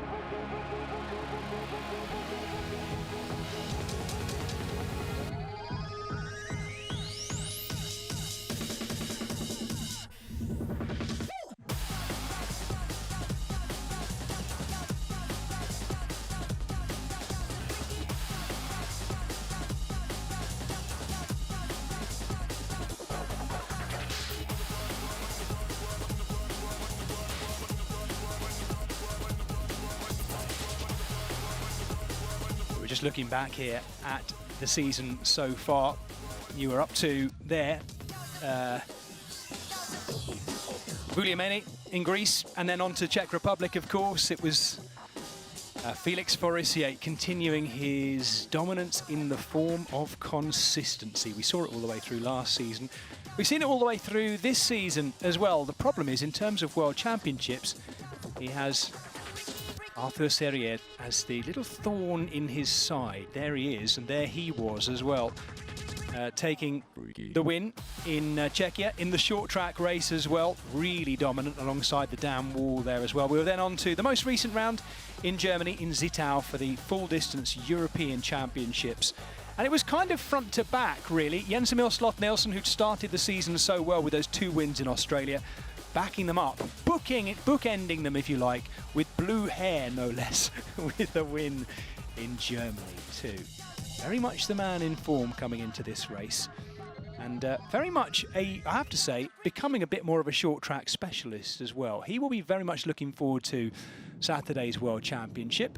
There is the World Cup standings. Felix Forissier in the gold World Cup leaders jersey, ahead of his own brother, Arthur Forissier, who's done every round. Remember, the World Cup is something that rewards the all-round finishers as well, meaning racing every round. And that is why Arthur Forissier, through his consistency, is there in second place with his brother, who's had more wins, of course, in the lead. Jens Emil Sloth-Nielsen will be looking forward to a very fast bike course, and you never, ever rule out Arthur Serrière, the 3-time world champion. I'm so excited to be here, and this year I can also race because last year I just saw the race outside, and yes, for sure will be a challenging race. The weather is, as always in Molveno, a bit raining and a little bit cold, so also the water will be cold. So since the beginning will be hard. You have to fight against the cold water, and when you're out in the T1, a bit frozen, so you have to manage that one. And yes, but for sure will be a spectacular race. So at the start of the season, before it even started, my goal was to get a top 10 in the World Cup overall, and then top 5 was looking possible. Now I'm about 7th, so I'm happy to try and just sustain that and still end up with my original goal, being top 10. We've got one more World Cup. It's the short track, which I think is suiting me a little bit better. So I might be able to pull something together, but to be honest, I haven't even looked at the points to see if going up a position is even possible, or if someone's chasing me. I haven't actually been focusing on the points too much, so I'm just trying to pull together good races. That's the main thing. There we go, a very relaxed Ben Forbes there. He's been taking, from what I hear, Oliver, he's been taking some big air on the flyovers as well, which we'd expect. There's a bit of a battle, isn't there, between Ben Forbes and Jens Emil Sloth-Nielsen to be the best biker in XTERRA. Exactly. I think Jens actually has the better setup for this race. We've seen a lot of guys going for hardtails. Ben is the only person who has actually increased the amount of suspension that he has on this bike because he has a new bike sponsor, Yeti. Oh yes, yeah. So that's probably the reason why he's able to jump all of those barriers the way he's able to jump. He's springing his way over them. Right. The start list, as I say, is ordered in World Cup order, and the Forissier brothers, Felix and Arthur, first and second. But as I say, Felix Forissier, the athlete who's been winning left, right and centre this year, well, he and Jens Emil Sloth-Nielsen as well. Only recently has Arthur Serrière come in. He's in 11th there, the 3-time world champion. 11th in the standings and the start list, of course, but he is a man who this year is another of those, Oliver, who's been so dominant in XTERRA that he's also been racing on the road. We don't blame him for that, although we snarl a little bit when we hear he's been on the road. That's my job to say that. But yeah, he always comes back here, and I hate to say it, but he always wins here too. He always wins here, and another person who always comes back here and always wins here is Sullivan Middaugh. Yeah. Well, Sullivan Middaugh is, I think we can now call him a short track specialist as well. For those of you who need reminding, he was the winner of the short track race here 1 year ago, and he is the son of 2015 XTERRA world champion Josiah Middaugh. Josiah Middaugh, who was still finished in the top 10 at last year's standard distance, and he had himself and his two sons, Sully and Porter, racing as well. They are a full-on XTERRA family, the Middaughs. 5th, I believe, which is just unbelievable for his age, and to just kind of come in randomly to beat all of these guys who have committed their entire seasons to the XTERRA World Cup. That's really unbelievable. I think there's a difference, obviously, in terms of generation, in terms of who the faster race fits versus who the more endurance, more fatigue-based race hits, you know? Indeed. Yep, we will see in this race. Kieran McPherson, the first one I've seen wearing, the Kiwi there, wearing the full cap round his ears as well. It is chilly, isn't it? We're up in the mountains here. The water's quite cold. I can't see anyone not wearing a wetsuit there. Jens Emil Sloth-Nielsen waving to the crowd. We've just seen Michele Bonacina come past, 4th in the World Cup. He's had a brilliant World Cup this year. And Michele Bonacina has been operating a kind of new, as we see Ben Forbes coming through. Only no sleeves on Ben Forbes, the Australian. But Michele Bonacina, normally any other year, would be saying he'll be first out this swim. He's going to dominate the swim. That's why he's called the Shark, El Squalo. But I'm wondering whether we need to give him a more like land-based animal liking here, because he's kind of rounded in a little bit on the swim, and actually has been really working on his bike, and his bike has really improved this year. Let's call him the crocodile in that case. Yeah, really fast across land, swims pretty well. Something amphibious. Here we go, Scott Anderson. This is one of the stories I actually want to follow the most across this entire race. Scott is racing to retain his top 10. He is currently sitting 10th, and he is racing versus this man, Arthur Serrier, who is only about, I believe it's like 42 points behind him in the total standings. That means that if Arthur wins, Scott, who is somewhat of a short track specialist, has to come 9th. Otherwise, he loses the top 10 that he's been working for the entire season. Right, let's keep an eye on that. He's a great character as well. We had Scotty Anderson in here with us in the commentary box last year. I think we might be able to get him in during the youth and junior races on Sunday. Don't forget, that's the final day of our broadcasting here from Molveno, those youth and junior races on Sunday. Full distance World Championship Saturday. And they are underway for our elite men. Thankfully, they're all wearing mostly different coloured swim caps, so we should be able to give you a good idea of who and where they are. Of course, in triathlon, as always, the men are doing the same distance as the women are doing the same distance as men. I say that because I spend an awful lot of my life commentating on cycling, and it does my head in, Oliver, because the women, you know, even at this week's World Championships in Africa, they're doing shorter distances than the men in the time trials. Why? I don't know. But thankfully, triathlon's got its head screwed on properly, and they're doing exactly the same distance. Of course they are. So it's 2 swim laps to give them 400 metres. They then do 4 laps, giving them 8K on the bike, that is, and then 2 laps of the run course, 2 1,500-metre laps to give them a 3K final run. Who, Oliver Tonda, do you think will be out of this swim first? Well, I think it's between 2 men in particular. Both of them, oh my goodness, this is just round there, isn't it? My goodness me. Complete chaos on that first buoy. It must be, it's so close. It must be, I don't know, maybe 75 meters out. That's the reason why all of them are grouped together. I think, just back to my point really quickly, there's 2 guys who it's between: the albatross, Jens Rolf, and Michele Bonaccina, the shark, or maybe the crocodile as we've called him, although let's stick with the shark for now. I think it's between the 2 of them. Yep. Jens Roth, the German athlete. Oh, look at it in there. It is a proper washing machine bun fest. Fists and feet going absolutely everywhere. That's the problem with short track as well, isn't it? You know, in a full distance event or a longer event, you can pace it out a little bit. Now, who have we got leading, Oliver, at the moment here, just looking at those caps? I believe that's actually the young American athlete, Leg Reed, who we've been informed by is pretty good at swimming, as clearly he's... Reed Leg, other way around. Reed Leg. Yes, the other way around. Yeah, not easy to tell. It's always the same with the American athletes. It's the same with, say, you know, Porter Midar. You could say, was that Midar Porter? Is that which way around? Well, we know that, but great. So, an American athlete in the lead at this stage. That's the fascinating thing, isn't it, with XTERRA? We can, between the 3 disciplines as well, there's so many opportunities for athletes to move up and then, dare I say it, to fade as well. Spinazza in 2nd place, actually, I believe. Right, there we go. Yep, Federico Spinazzi, always one of the better swimmers as well. Where's Bonaccina in here? There he is with the orange cap, just adjusting it over the top of his ear. Back in again after the Australian exit. Big dive off camber as well, going along the pontoon there. A lot of the athletes here together in this big group. All the favorites are together, which is going to be, first of all, huge carnage at the buoys again. Carnage in T1 as well, and it makes T1 even more important depending on if you're able to get into a group or if you're not. But for somebody like Jens, who usually comes out with about a 30-second gap on the lead, he'll have a lot of markers, a lot of riders that he has to get to and overtake, which can be motivational. It can also slow you down depending on the course. Yeah. That's important for him.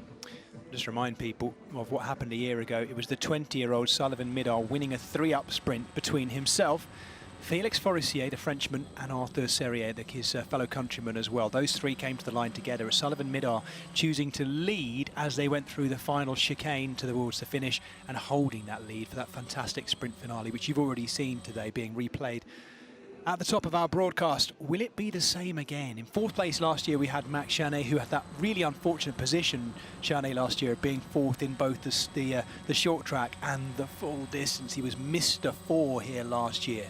Max is just one of the most consistent athletes that we have on the XTERRA circuit.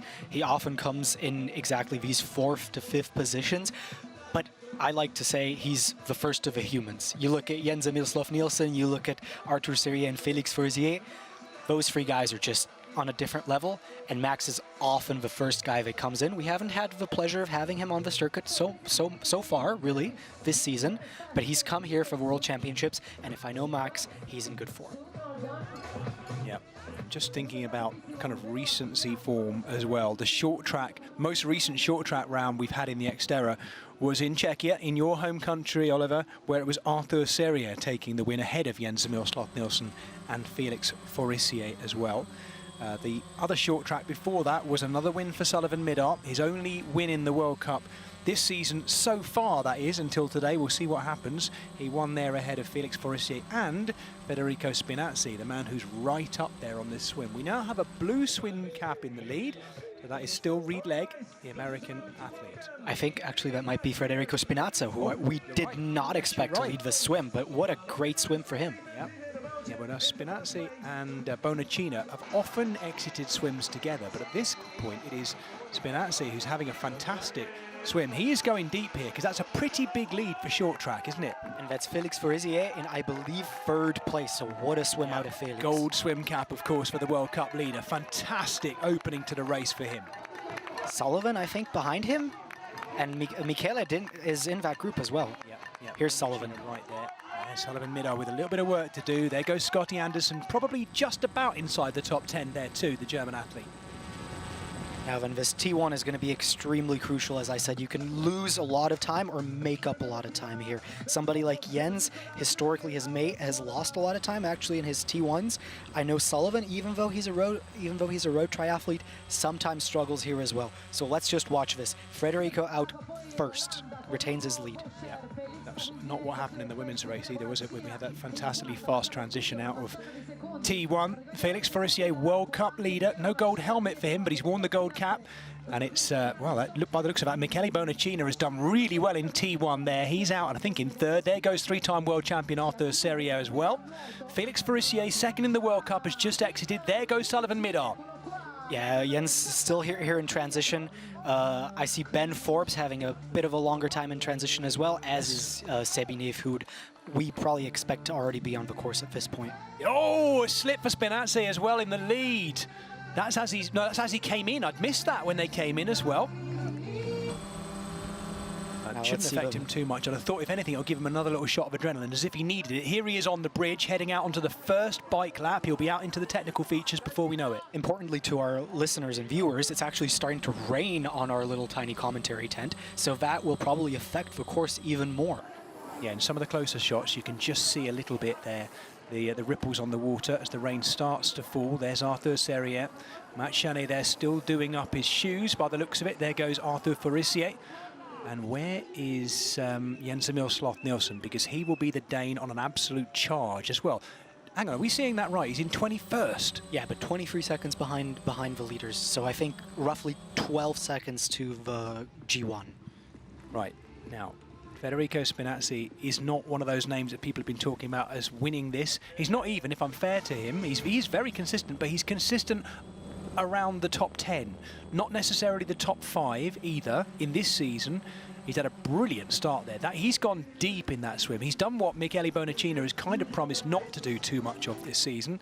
There's the fastest times there, through there. The French athlete, Elliot Laborde, through in the fastest time, as you can see. But it's a little bit further down the field. There is Spinazzi coping well with that slatted berm there as well. What's really interesting is that Michele actually seems to be working with...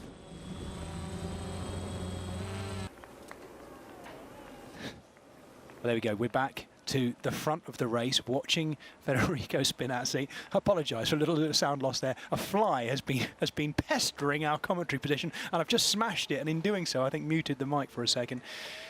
Oh, big pack forming, Oliver, behind Federico Spinazzi. It's like the storm, along with the rain, it's the storm that's coming. And look at that. Look at Sullivan Midart coming through on. He's got Felix Forissier on his wheel already. There's Arthur Serrier in the middle of that group as well. It's all coming together. The only athlete who's not there at the moment, that was Porter Midart, I think, at the back of that group, is Jens Emil Sloth-Nielsen, not yet in contact with that big chasing group that chased this man out front. We haven't even seen Jens.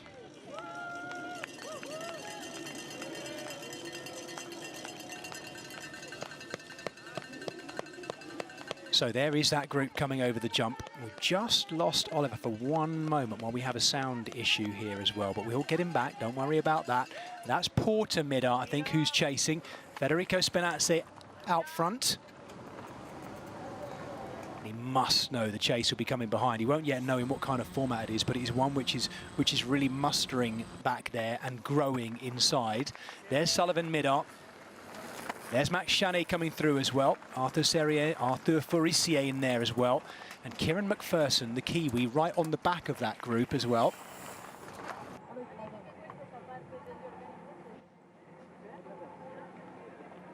Federico Spinazzi, focused and concentrated. He is pushing it hard out front. There's Jens Emil Sloth-Nielsen, but he's by himself.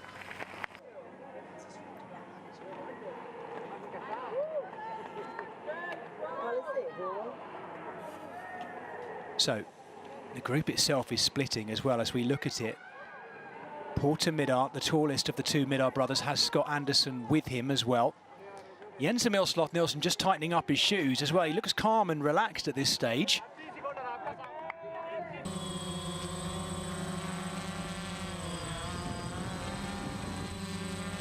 So Federico Spinazzi now with 1 lap complete of these 4 laps that he'll take in on the short track race. The flyovers now, a little bit more interesting because they're wet. And just to point out to people, all those flyovers and the slatted berms, the wooden berms, have chicken wire around them, but actually not all the way over the top either, if I remember correctly. The top is wooden, but they are slippery too. So getting them right and not running across them diagonally, a bit of an issue there as well.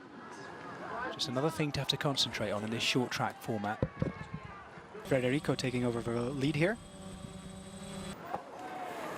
Pleased to say I've got Oliver Tonda back with me. For those of you maybe who've tuned in during our broadcast, my name's Jez Cox. I've got Oliver Tonda, Czech, XTERRA Uber geek alongside me. Give us some of your Uber geekery because we've been watching this unfold, but this man continues to lead in front of an Italian crowd too. This is completely upsetting all of my Uber geekery. I had no idea this was going to happen. But I think Jens is slowly starting to close this gap.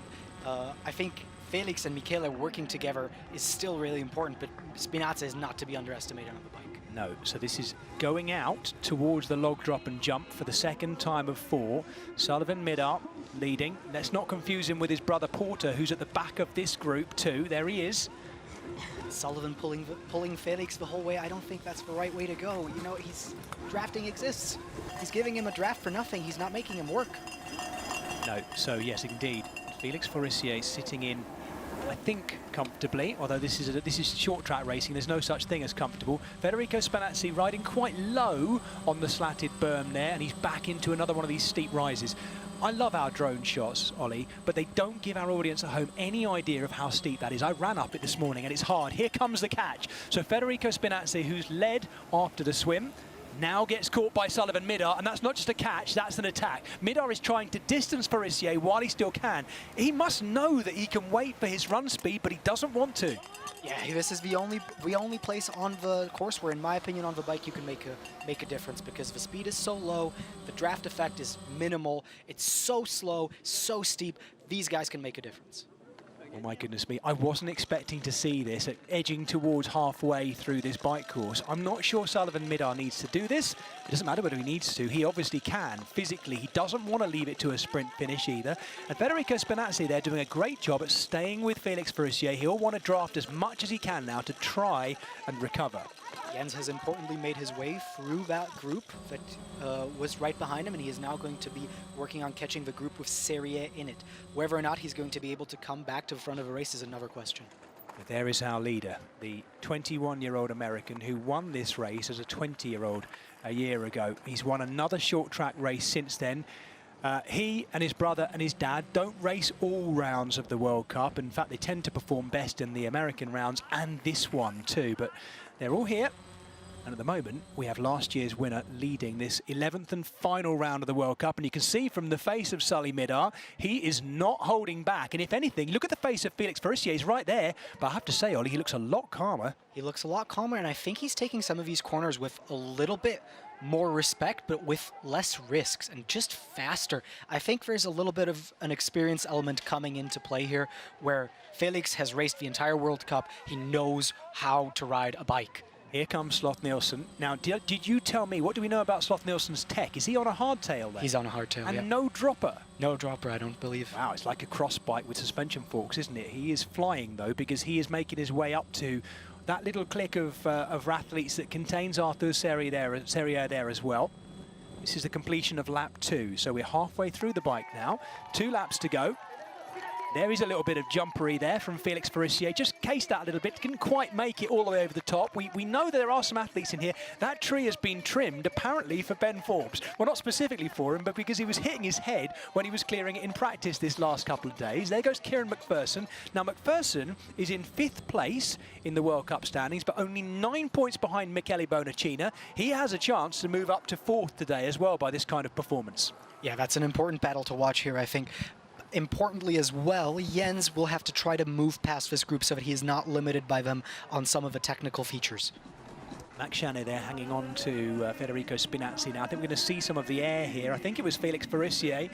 Oh, he so nearly made it. He just kind of semi-cased the top of the lip. He's obviously thinking about clearing that, but he's a braver man than me, might I say. Better at riding a bike than I am. Well, he's better than riding a bike than I am, definitely. Sullivan Midar on a full suspension S-Works. Still a quite clean-looking machine, and he looks like he's gone for a semi-fast tread tyre there as well. Not too many knobblies on display, despite the fact that, I mean, you can just see it there. This is shiny. It is shiny, isn't it? This is really shiny, and we still can feel, we can hear the rain coming down on our tents. Jens is holding onto the back of this group, while Artur at the front is pushing on. Artur is also one of the strongest bikers in XTERRA. He's the only person who often is able to ride with Jens to bridge the groups ahead of him, because maybe both of them are not the strongest swimmers. Yeah, and at some point, maybe within the course of this lap, we'll start to think about who the strongest runners in there. Over the short track distance, Sully Midar is definitely one of the best runners in here as well. Felix Farissier is in 2nd place right now. Max Chanet having moved up to 3rd. Hang on a minute, Mr. 4th place seems to be coming into form at just the right time of the year here. Max Chanet here overtaking Felix Farissier, but dominantly he's going away from him and he is bridging that gap. I think he wants to get in contact with the front before Jens Emil Sloth Nielsen comes, but Chanet is doing a great ride. Jens is attacking across as well, and so is Artur Seria. He understands that now is the time to make his move to minimize the gap coming into this run. Oh wow, right, it is coming back together. I have to say, because we've not really seen Max Chanet all year, I was not expecting it to be him coming through at this point, but maybe he feels like he needs to make the catch before the likes of Jens Emil Sloth Nielsen gets in touch, because Sloth Nielsen is another one of those athletes who's really improved his run. He is not just relying on his dominant bike splits anymore, so he's a danger man, as is Arthur Seria across the course of this final run, and Kieran McPherson tagged on the back of that. The Kiwi is having a great race. And Kieran is really strong on the run as well. I think he'll probably pass somebody like Spinazza on it. So, yeah, look at him moving up even further. That corner is tricky. It's a flat corner on fine gravel, sloping ever so slightly away from you towards the lake and the river as well. There's Arthur Seria, 3-time world champion. Federico Spinazzi is not out of this just yet, but he's in that group of 4 that has McPherson tagged on to the back of it. Oh my goodness me. Last year's American winner, now a year older. He's at the sage old age of 21. He's near your age, for goodness sake. He's getting on a bit now. Is he even better this year? Well, at this stage, he is performing better than he was at this time last year because he was sitting on the group. There goes Arthur Farissier moving up past Spinazzi now as well. The question for Sully, I think, at this point is he using too much energy? He really seems to be working, while somebody like Max behind him, just based on the facial expressions, seems to be a little bit more comfortable. Well, this is the 4th lap, isn't it? They're going out onto the 4th and final lap now. And if Max Chanet can stay in touch with Sullivan Midar at the front and do that again this time, he might have an opportunity to lead into T2 and out onto the run. There was Scott Anderson, importantly, I think, sitting around 12th place or something. So depending on where Artur comes in, he will be holding on to his top 10, maybe. I have to say, watching these pictures, I'm a bit annoyed we're in our tent. Not because I don't want to get wet, but because I know there's going to be a cracking rainbow somewhere at the end of the valley as well. It is a stunning valley here that Lake Molveno sits in. You've got the high Dolomites above it and the Paginella bike park. And then to the south, you're looking down towards, well, the rest of the lakes and going south towards Verona as well. Right, cruising around that corner, Felix Farissier on the back of that Midar-led group as well. Max Chanet there as well. And now, Jens Emil Sloth Nielsen up into 3rd. it was between Chaney and Sloth-Nielsen, I think. I haven't seen the bike splits, but between Chaney and Sloth-Nielsen looking like the strongest of the bikers on the last lap as well. But bear in mind how far back Jens Emil Sloth-Nielsen has come from, as is the case every time. We just had one of the little infographics tell us about that he just posted the fastest bike. Here we see him coming past Max Chaney onto the wheel of Sullivan. I wonder if he's going to try to attack him. Here he goes on his left. This is why they call him the overtaker. Jens Emil comes to the front and he's probably going to try to gap these guys. We've got to say that with a bit more emphasis. I think it needs to be the overtaker. And we'll see if it works if he wins. I'll do it again if he does win. Maybe I won't. Maybe I won't. I'll save people for that. Oh, come on, Federico Spinazzi. We need him to have a good high finish here because he's had a great race so far. Here's the drop down, the log drop, making that one look very easy, popping the front wheel into that left-hander over the slatted berm there at the bottom of the course. They're almost down to beach level there before they climb back up again.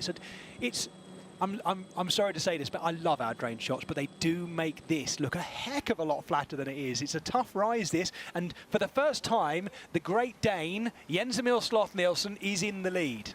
Now then, is Artur Seria pacing himself, or is he off the back for good? I don't think we can discount him from this race. No, never. Never in Molveno either. He is gritting his teeth as well. Kieran McPherson likewise. Arthur Farissier looking like he's working a bit harder at the back of that group now, and Federico Spinazzi not out of touch. Here comes the jump for the final time. Jens Emil Sloth-Nielsen on that hardtail, pumps down into full travel on his forks. He's around this berm as well. The strong biker is going to want to make sure he gets some kind of gap into T2, and I don't think he is. I think we're going to have a group come together. Are we going to have that group sprint finish like we had last year? It could even be bigger than 3 as the sun is back out again. We have the top 5 separated by only 8 seconds. This is going to come down to an incredible running race. Every single one of these guys is incredible and inseparable on the run. I don't think we're going to have somebody run away like we had on the women's race. This is, in my opinion, going to come down to hopefully another sprint finish. Yep, and it's looking good for Felix Farissier to take that World Cup win over him all because his brother is 12 points behind him in the World Cup, but he is down in 7th place right now. There are, just in case, I should have mentioned this at the beginning of the day, there are 75 points for the winner in a short track race in the World Cup, and then they go down from there. Anyway, we'll come back to that after the finish. Shoes already being undone by Jens Emil Sloth-Nielsen, who is going to lead into T2. No great surprise there. If I'd said Jens Emil Sloth-Nielsen would lead into T2 in this race, you wouldn't be too surprised. His form ahead of those World Championships on Saturday looks very good indeed, Oliver. Exactly. I think Jens is coming here into his least favorite discipline, not the run, but T2. Jens just struggles in transitions. I wouldn't be surprised if he loses that first spot now, but it's going to be really crucial. If you make up 10 seconds here, that's a huge difference on a free K run. Yes, and no penalties, please, athletes. We don't want any more penalties. We've had enough of them in recent years in XTERRA World Cup races because they're so short and tough, these short track races. You've got to leave transition neat and tidy. We're seeing that Reed Legg is in about 14th place, the man who was leading, of course, on the opening swim as well. Here we go. Jens Emil Sloth-Nielsen can't be in. Who's going to be out first? I reckon it's going to be Midar by the looks of it. Sully Midar, last year's winner. If he's out in the lead, he's going to take some serious chasing as well. He's got a great sprint finish. He won't want to have to rely on it, though. He wants to lead. Max Chaney out second, the French athlete. And Felix Farissier, the next of the French athletes, out ahead of Jens Emil Sloth-Nielsen. You said it, Oliver. He led in first, and he's come out in 4th. And out 5th is Arthur Seria. Now, that is dangerous. That is so dangerous because we know his run form, the Frenchman. This race is so open. I mean, 15 seconds for Artur Seria is nothing. He can run like it's nobody's business. We sadly didn't see it televised on the Czech live stream, but the way he came running past Jens Emil on one of those uphills was like Jens Emil was running like the way I do. And Jens Emil has a 64-minute half marathon, and he certainly runs better than I do. I love this. Oliver, I'm so delighted to be sharing this with you as well. And I hope you lot at home are getting a sense of the brilliance of these elite athletes here in the short track format. It's why we've chosen to cover so many of the short track races the last couple of years in the World Cup, because they're so good. And look at this setting on the edge of Lake Molveno. We're unfortunately getting some bad news about Scott Anderson. He is going to have a 5-second penalty. We don't know what for, but he is currently sitting in 11th place. And judging off the count back to Artur Seria, he would retain his top 10 position in the World Cup, but a 5-second penalty could completely shuffle that up.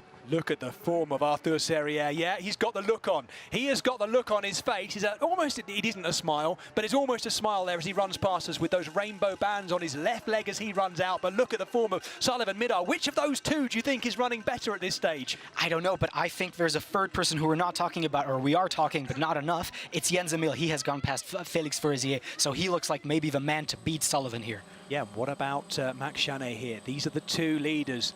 Chanet, the Frenchman, who's made this return to XTERRA at the end of the year, the man who was fourth in both races a year ago. When we didn't see him for most of this season, I started to wonder, I worried that maybe the consistent fourth place finishes had put him off XTERRA, but he's back. And if anything, Ollie, he's back better than ever. Jens is now into second. Chanet just surprising us so much with a third place right now. I hope it's not another fourth for him. I would be completely decimated. But the way he has animated this race, there's a difference between coming in fourth and coming in fourth. Sometimes you animate the race the way Maxime has, attacking on the uphills, and sometimes you come in anonymous. That is not a style of racing known to Maxime. There's so little room for rhythm and calmness in this, in both the commentary or the racing. Felix Furissier's just caught Max Chanet. He is now up into third. The man who 1 year ago finished, where did he finish in that sprint? Second to Sully Midar. Well, if he keeps moving like that, we could have a very similar finish. And Arthur Serrier, now where is he? Because he looked like he was running so well. This is the conclusion of the first of 2 run laps to give us the full 3 kilometers, 1,500 meter laps. Even I can do the maths on that. I think Jens has been able to take down 2 seconds on Sullivan, but Sullivan seems to be, you know, one of the fastest runners here in the field. We'll see if the gap to Jens changes at all. There is Jens Emil Sloth-Nielsen in second. He's not yet across that top bridge. They go back across this top bridge through the fantastic waterfall inlet to the lake. Chanet in fourth. I don't think that gap is changing. I've been trying to count it, but I think it's still 9 seconds. Arthur Serrier now closing in on them. Now what happens here if he gets in touch with them? Sullivan Midar has still been having a few looks back, but it's a difficult one to judge in terms of run pace because there's such a difference in form between these two.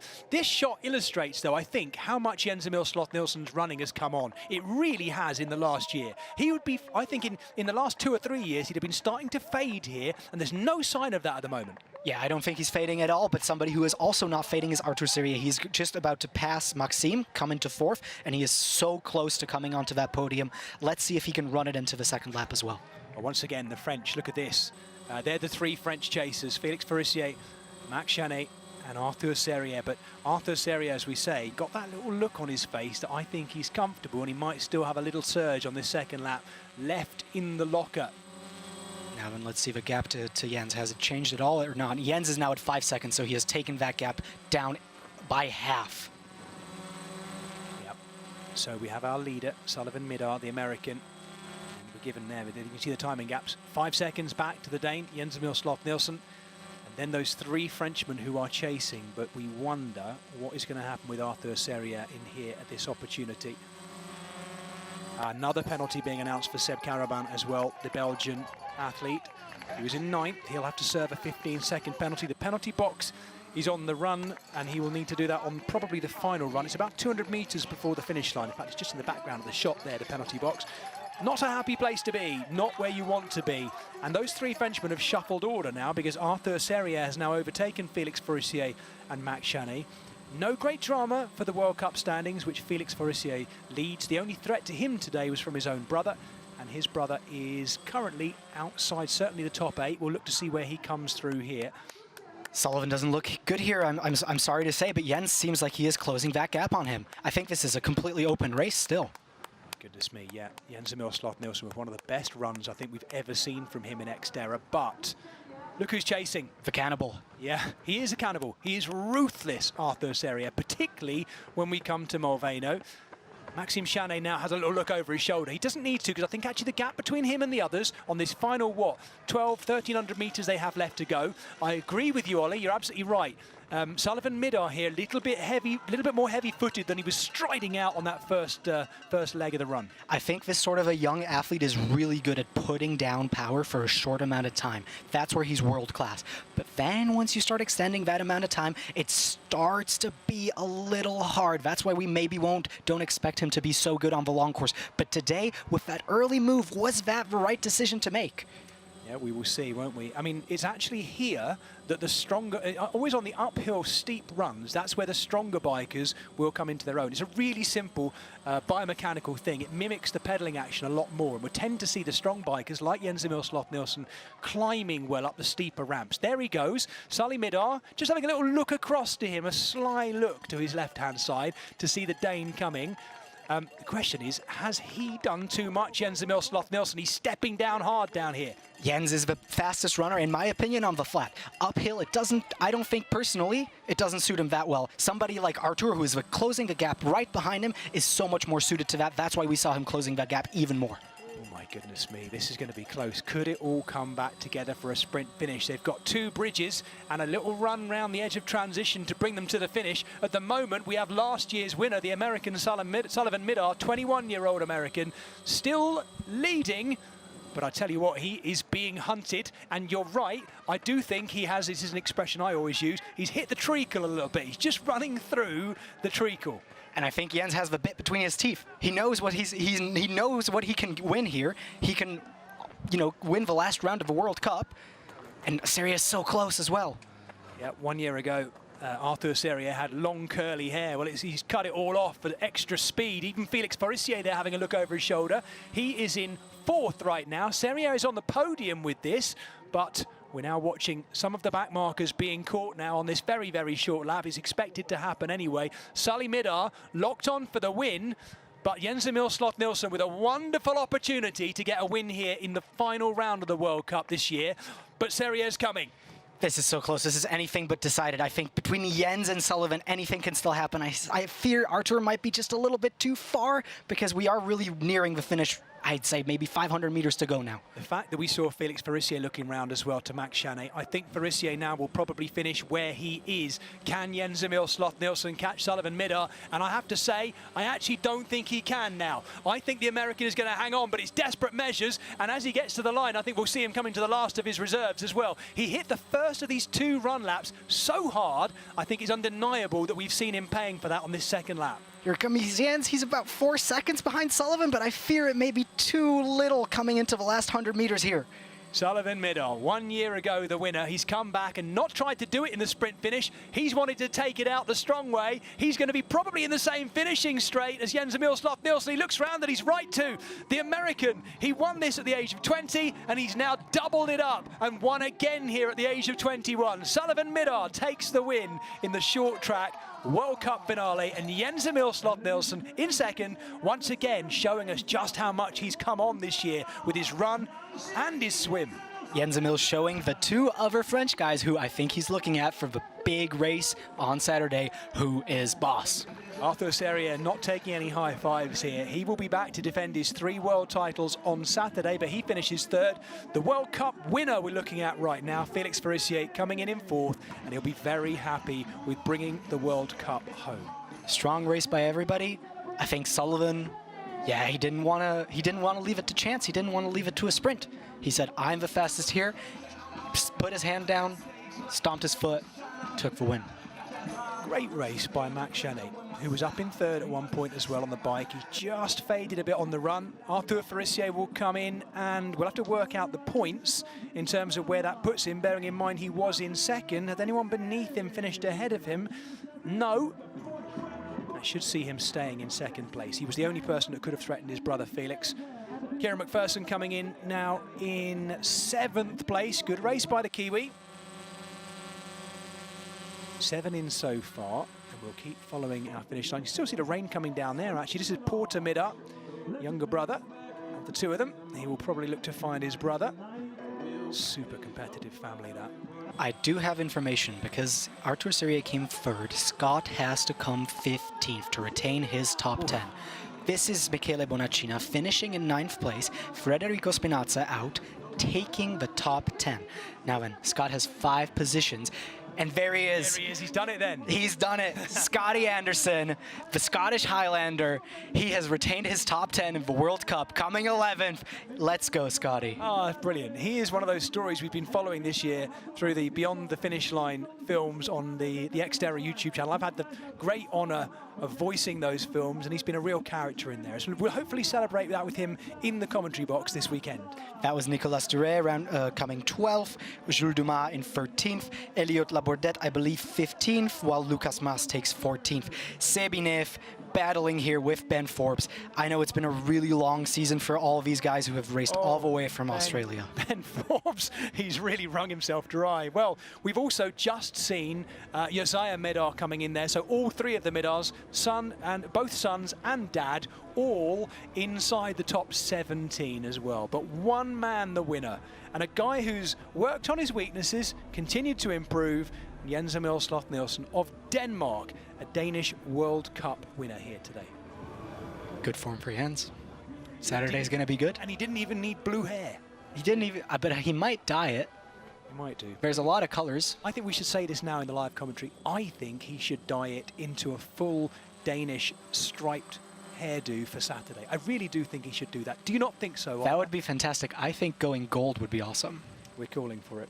Right, we're going to be having our podium interviews, starting with Arthur Serrier, of course.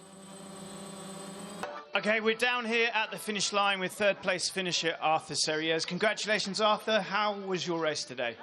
I mean, I just managed to try to open a bit the engine, and we will see. We'll see in 2 days now. I'm quite happy about what I had today. Saying as three-time XTERRA World Championship, there's not much left in the sport for you to prove. So do you think you were using this as that little bit of a warm-up ahead of Saturday to try and go for title number 4? Yeah, right now I'm like an old guy. I'm just 31, but I need these kind of things. Even when we don't have any short track, I do like a really high-intensity session just the day before every big races. So for me, it's like quite perfect. I didn't have the best feeling because I'm like a little bit sleepy after nearly like 2 weeks without any intensity, but yeah, I'm just need to recover a bit and let's go for the big dance on Saturday. Congratulations, Arthur. Best of luck for Saturday. Yeah, thank you. Well, there's no Samson-like loss of his curly locks 1 year on. A year ago he had long curly hair, now he's cut it all off. But it's still the same old Arthur Serrier, isn't it? Still pretty strong, and I believe we will be going to an interview with the second place finisher, which is Jens Emil Sloth Nielsen.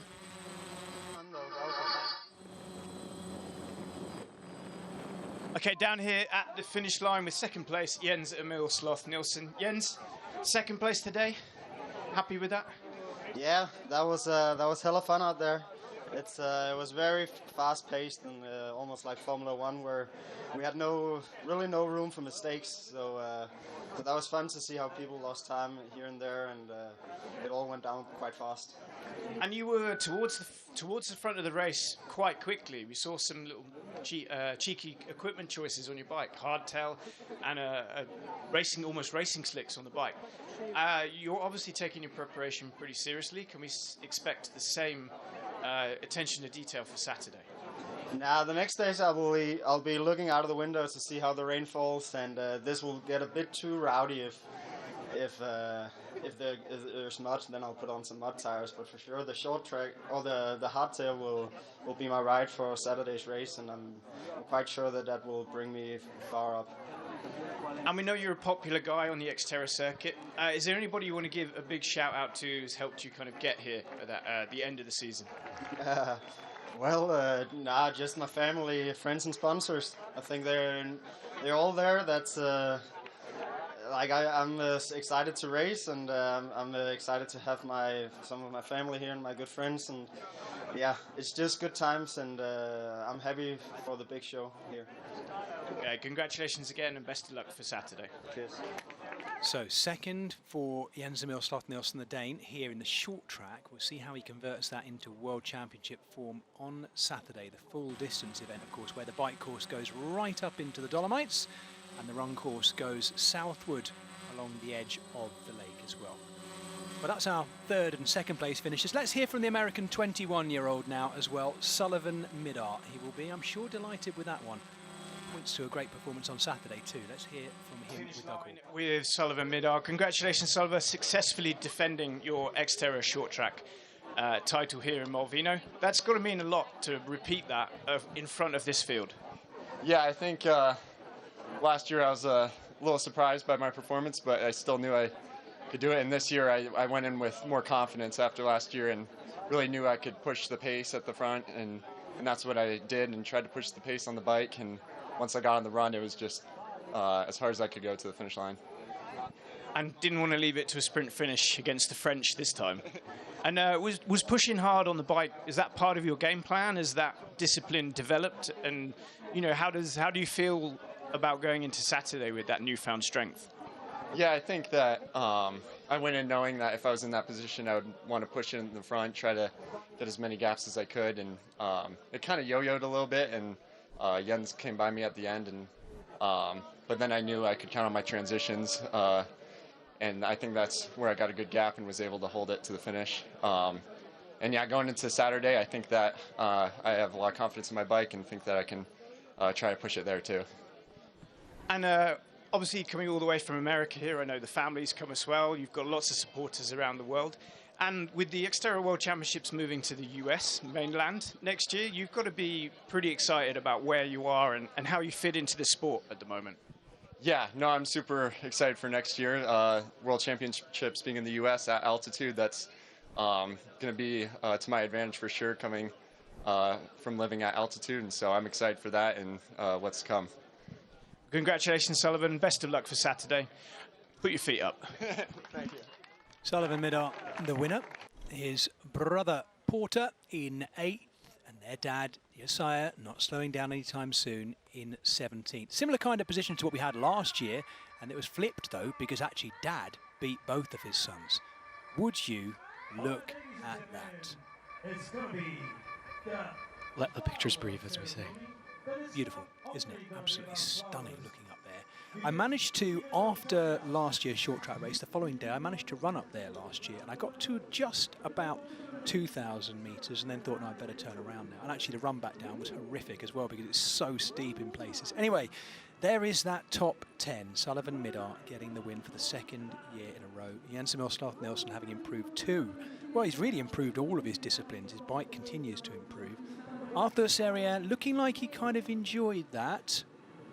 Wonder where he'll finish on Saturday. He's going for 4 World Championship titles in a row, the Frenchman. Well, we're going to bring you what we call the flower ceremony for the top 3 in that, but then we'll be bringing you the World Cup finishing positions as well. Looking at this, from the top 4, no change. Oliver's just going to work out what he thinks has gone on in here. Scott Anderson finishing in 10th. Seb Caravan, the Belgian, in 9th. Federico Spinazzi, leader out of that swim. The Italian, the only, 2 Italians, of course, because he and Bonacina are both in the top 10.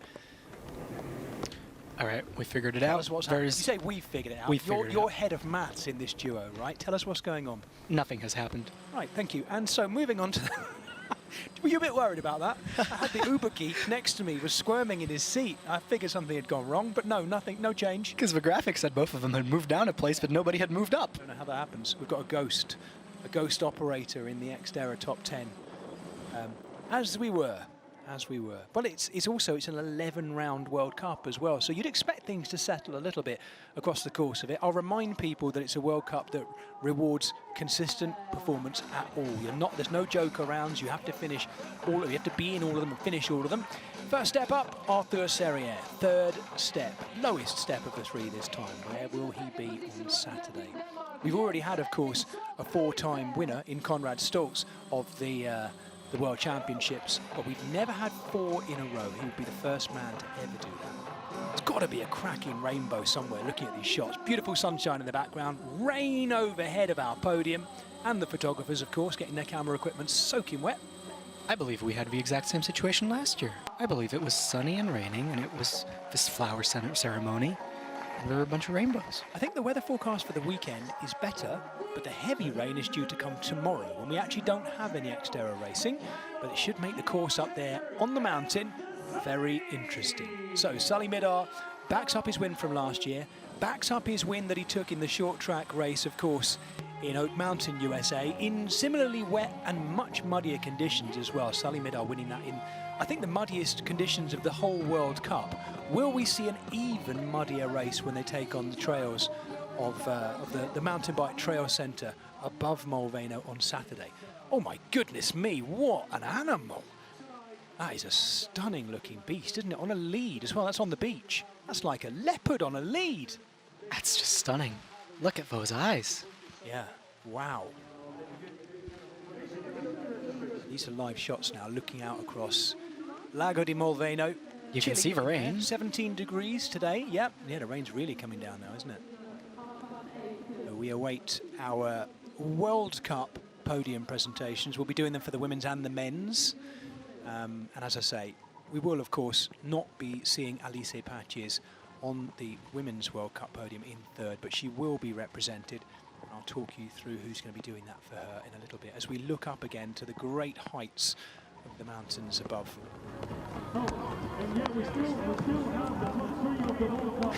I knew that was going to happen. You're never going to come up on a husky like that and get away with it. No chance.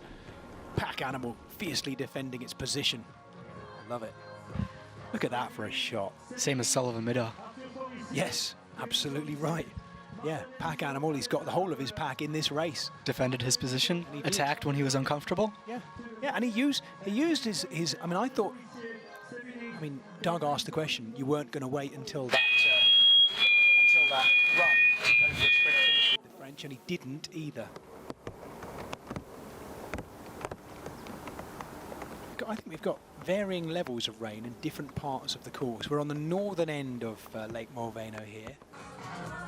We are, I think we're looking back at some of the earlier shots from today, if I'm not mistaken. If not, though, it's Arthur Seria having a little warm down. Important, of course, after that. Now, that's where I want to be right now. I don't know if you know this, Ollie. I haven't shared this with you, but I'm a paddleboarding, serious paddleboarding, hardcore, what would you call it, operative now. And I would love to be out there on a paddleboard right now.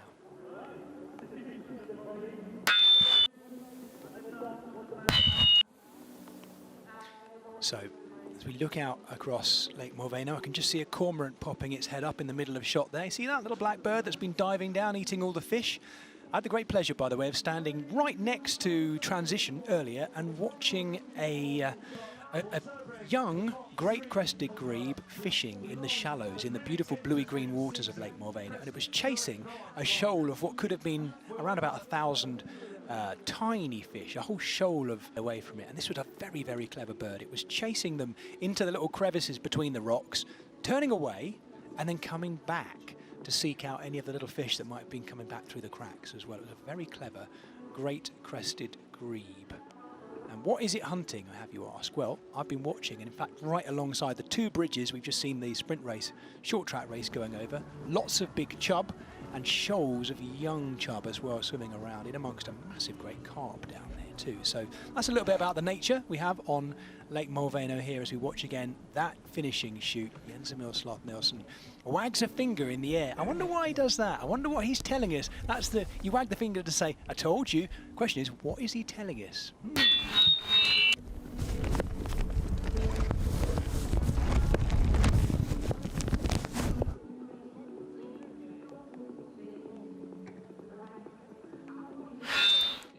There's a friendly rivalry between the French guys and Jens, I think, and there's a new guy on the block. So we're getting ready now for the World Cup podium presentations, and I think we're going to be hearing from Marta Mendito first before we see her up there being awarded for that. Ahead of Aneta Grabmuller, who is, of course, here, and Alice Patches, who will be represented by one of the coaches from the Organi Coach team. Let's hear from Marta Mendito, World Cup winner. Okay, I am lucky enough to be joined here down here at the finish line with the XTERRA 2025 World Cup winner, Marta Mendito. Congratulations, Marta. It's been a long season. How does it feel to get to the end of the season by being the XTERRA World Cup champion? Yeah, I'm really happy for being consistent this season. And I didn't dream about winning the World Cup at the start of the year. So yeah, I'm really happy for that and for having finished it, because it was a long journey at the end. And yeah, we will have just the big dance left on Saturday, and I'm happy to arrive here in a good shape, and we will see what happens. And you've got a long history with XTERRA. I remember watching you do the XTERRA Kids race in France several years ago. And now you've progressed to become an XTERRA World Tour winner, XTERRA World Cup winner. What's next for you? I don't know. We will see the next year for sure. I will continue to improve and to grow up on XTERRA, because it's my world and I love it. So I have so many dreams to accomplish, and so I will continue to go. And does being the World Cup champion bring an extra level of confidence to Saturday's XTERRA World Championship? Yeah, for sure. I have already achieved one of the goals for the season, so I'm already proud of what I've done. But I really want to do a good race on Saturday, because it's the last time in Italy, and I had a good training block also after XTERRA Germany, because I was really upset after my XTERRA European Championship. So I really hope to have a good race on Saturday. And is there anybody you want to give a bit of a shout out, a thank you to, for your journey across this whole 2025 season? Yeah, a lot of people stay with me in this 2025 season. My coach, my family, and the team, Alex, Alize, my friends. I don't know, a lot of people. Well, congratulations, Marta. Rest up and best of luck for Saturday. Thank you so much. Now she is ending the World Cup season on a high as well. Marta Mendito bringing it home today. Mixed feelings though, understandably, as I say, because she had expected, as we all did in the early part of the season, for it to be Alice Patiers, her teammate, who would be winning the World Cup here. The men's, again, we'll ignore the two double ones pointing down. My numerical geek alongside me panicked a little bit when he saw it, but as you were, Scotty Anderson making it work and finishing in 10th, but Felix Farissier is the World Cup champion again. Okay, congratulations, Felix. You are the winner of the 2025 XTERRA World Cup. Got to be quite happy with how the season's gone. Yeah, I'm pretty happy about my season. It was pretty good for me. You know, I'm in shape from the start of my season, so yes, it's a pretty good thing, and no, I'm so happy about my season. And you've been incredibly consistent this season as well. Like, I don't think you finished off of the podium at any of these events. What's your secret? This year, maybe it's the first year I train a lot, and I have no pain everywhere, no worries. You know, it was a pretty consistent season during all of my training. So yeah, maybe it's something about it. And so, XTERRA World Cup champion now, XTERRA World champion on Saturday, perhaps. I hope. Unfortunately, you have another really strong Frenchman who would like to win a fourth title.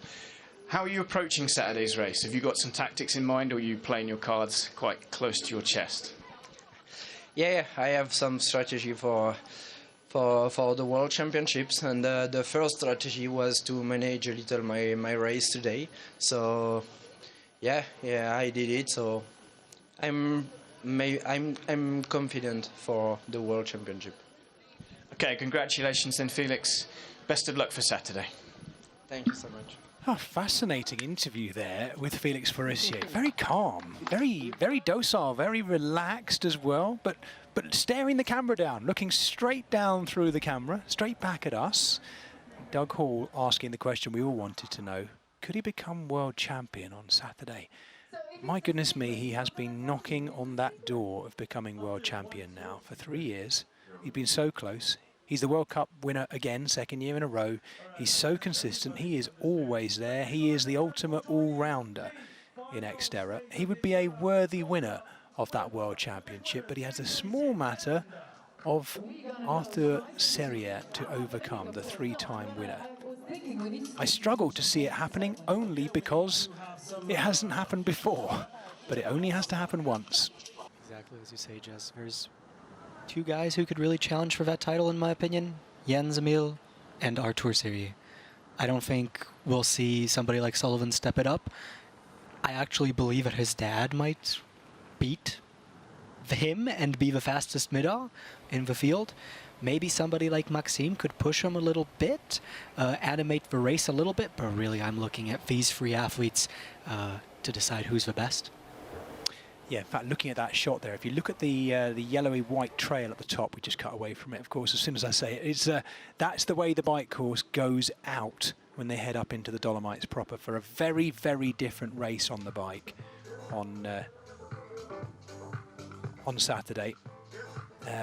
It is a completely different bike course. I went and ran the 15 kilometers of the bike course yesterday morning. It's a killer to run. It's probably the hardest 15-kilometer run I do all year, not least because it climbs up to pretty decent elevation as well. Looking up there where we're looking right now in shot, it's about 1,500 meters above sea level. It's enough, even if you're just walking, to really feel your breath. It's actually, yeah, as you say, some of that elevation does actually come into play. I think also what's important to mention is the rain is going to have the biggest impact on this race. There's a really long downhill section, which we believe might be able to actually dry out because it's oriented the right way towards the sun and it's not shaded that much. But there is a long plateau in the middle of the race, right after you do the long uphill, that is just completely muddy. It is so hard to ride around. I tried. I was probably walking more than I was riding at some points, and it's just such an incredibly technical course, and that mud just gets everywhere. It's what a lot of Americans would call peanut butter mud. Yeah, it really is. I mean, all the terrain around here seems to drain and dry very quickly. It's dried out very quickly down here. Maybe we shouldn't be surprised because we have a whacking great lake just beneath us. So that water gets there somehow, and it turns out it gets there quite quickly, draining away. So, well, the forecast for tomorrow is for lashing rain throughout most of the day here in the Dolomites. We'll see how that changes the course. I definitely found on my long run up there yesterday morning, Ollie, that it was wetter than I remember it being last year. But again, it dried out for the full distance race last year. You've ridden round it. In a way, we're the perfect duo here because I've run round it, so I've seen it all at slow speed. Some of it at walking pace as well on some of the steeper bits, getting out of breath. You've ridden round it as well, and you're still here. You didn't crash. You didn't go over the butt. Did you wipe out? Did you unclip at all? I unclipped and I walked some sections, but that's mostly because I'm not particularly fit. You know, heart rate was through the roof, power's low. I'm just not as good as some of these athletes. But I think for some of these athletes, this course is not going to be the hardest that we have in the entire World Cup. The reason for that is, or you can see it on one thing, somebody like Jens Emil is choosing to, but let's cut to the ceremony for the World Cup for women. I believe this is Alex Borelli, who is taking the second place for Alizé Patiès. Alex Borelli, third place, I think. Sorry, yeah, third place. Patiès. So Alex Borelli, the Organic Coach race team manager. And Aneta Grabmuller taking that second place in the World Cup after a brilliant season, of course, this season, which have included a win in Czechia. On home turf for her, of course, for the Czech athlete. Marta Bendito being zipped up into the World Cup leaders top, now no longer the World Cup leader, the World Cup winner. Certainly one I'm sure that she'll enjoy sharing the podium as well, of course, with Borelli, because they will be thinking of Alizé Patiès, and we look forward to seeing her back. A woman who's gone through a pretty nasty injury this year with a stress fracture mid-season. I think we can safely say Alizé Patiès will be back this time next year and probably out for revenge. Marta was actually the only athlete, in my opinion, on this podium, not including Alizé, obviously, who was able to stay injury-free the entire season. And that just counts for a big part of it. You know, that's a part of the art of being an athlete. Yeah, there's no joke around, is there? You can't have 1 or 2 rounds where you don't finish or you're out. You can, but you'll just be further down the World Cup standings. It really rewards consistency and regularity of performances as well. And that has been Marta Mendieta over the last few years, hasn't it? Always there. And great to see her now in that gold and black winner's top. This is for your birthday. Then we're looking back, I think now, if I'm not mistaken, at some of the early swim shots as well from today.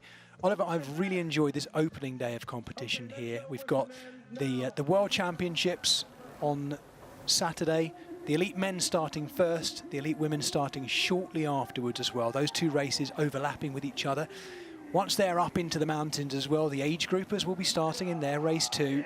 And the youth and junior athletes will be watching on as well and enjoying their kind of day of waiting for their day to come on the Saturday with those youth and junior ones. Anyway, Sebastian Neef up in 3rd.